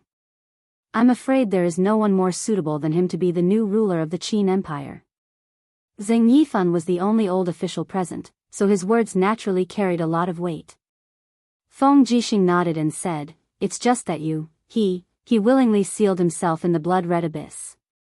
Even if I don't ask, everyone should understand that you will not accept it. Her Highness Yin went to the 100 Ridge city alone and was killed.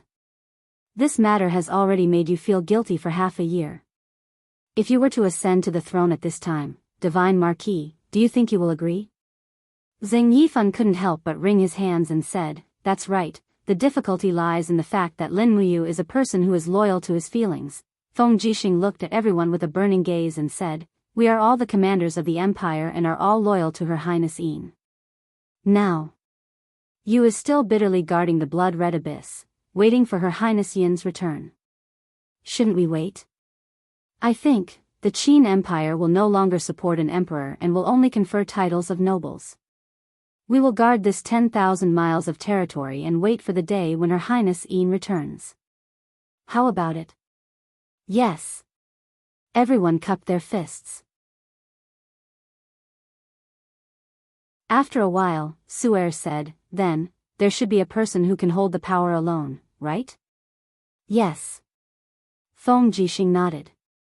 After we break into Shenyang City and kill Qin Yi, Long Qianlin, and the other enemies, I will personally go to the blood-red abyss and ask you to ascend to the throne. If he is unwilling, then we will have to trouble Ah Yen. Qin Yan was stunned. I. Feng Jixing's palm lightly covered Qin Yan's shoulder, and he said, this is your responsibility. There's no need to decline. None of us here have the qualifications to proclaim ourselves emperors. We are all waiting. Waiting for the day Her Highness Yin returns. Yes. By Ling City. Clouds and smoke shrouded the sky above the blood-red abyss. A group of fast horses galloped over, and a group of cultivators dismounted. Each of them had the emblem of the 7 world palaces on their arms. In the air, an old man stepped on clouds. It was Luolan, who had already cultivated to the peak of the hierarch realm. Luolan was a cautious person. As one of the state advisors of the Iha country, he had gone into hiding after the Iha country's defeat. He also knew that he could not defy the will of the heavens. The Iha country had lost, suffered a crushing defeat. Under such circumstances, defying the will of the heavens was undoubtedly harming himself. This is the blood-red abyss? Luolan laughed coldly, looking disdainfully at the abyss. A group of disciples jumped into the abyss. There was no lack of saints among them. All of them held weapons in their hands and walked carefully in the abyss. In the distance, a rock mountain stood tall. A disciple hurriedly said, Celestial Sovereign, look. That is the rock mountain that Lin Muyu sealed himself in. His body is within that rock mountain. Oh. Follow me. Yes. The group of people flew over. When they arrived at the foot of the rock mountain, they found that the rock mountain was extraordinarily big. It was very majestic, and there were patches of green on it. There were many fragments of Qin Yin's divine essence in this blood-red abyss, but they are all gone now. Lin Muyu must have taken them away. Humph, a disciple said angrily. Lin Muyu said that he would wait here for Qin Yin's return. Return? Luolan could not help but laugh coldly. I'm afraid he won't have that chance. Today, I, Luolan, will break the mountain and take his life. I will make sure that Lin Muyu will never recover. All of you, get out of my way. I'm going to attack. Today, I will send Lin Muyu and Qin Yin to hell together. Yes. The disciples dispersed one by one. Luolan stepped in the air and suddenly let out a low roar.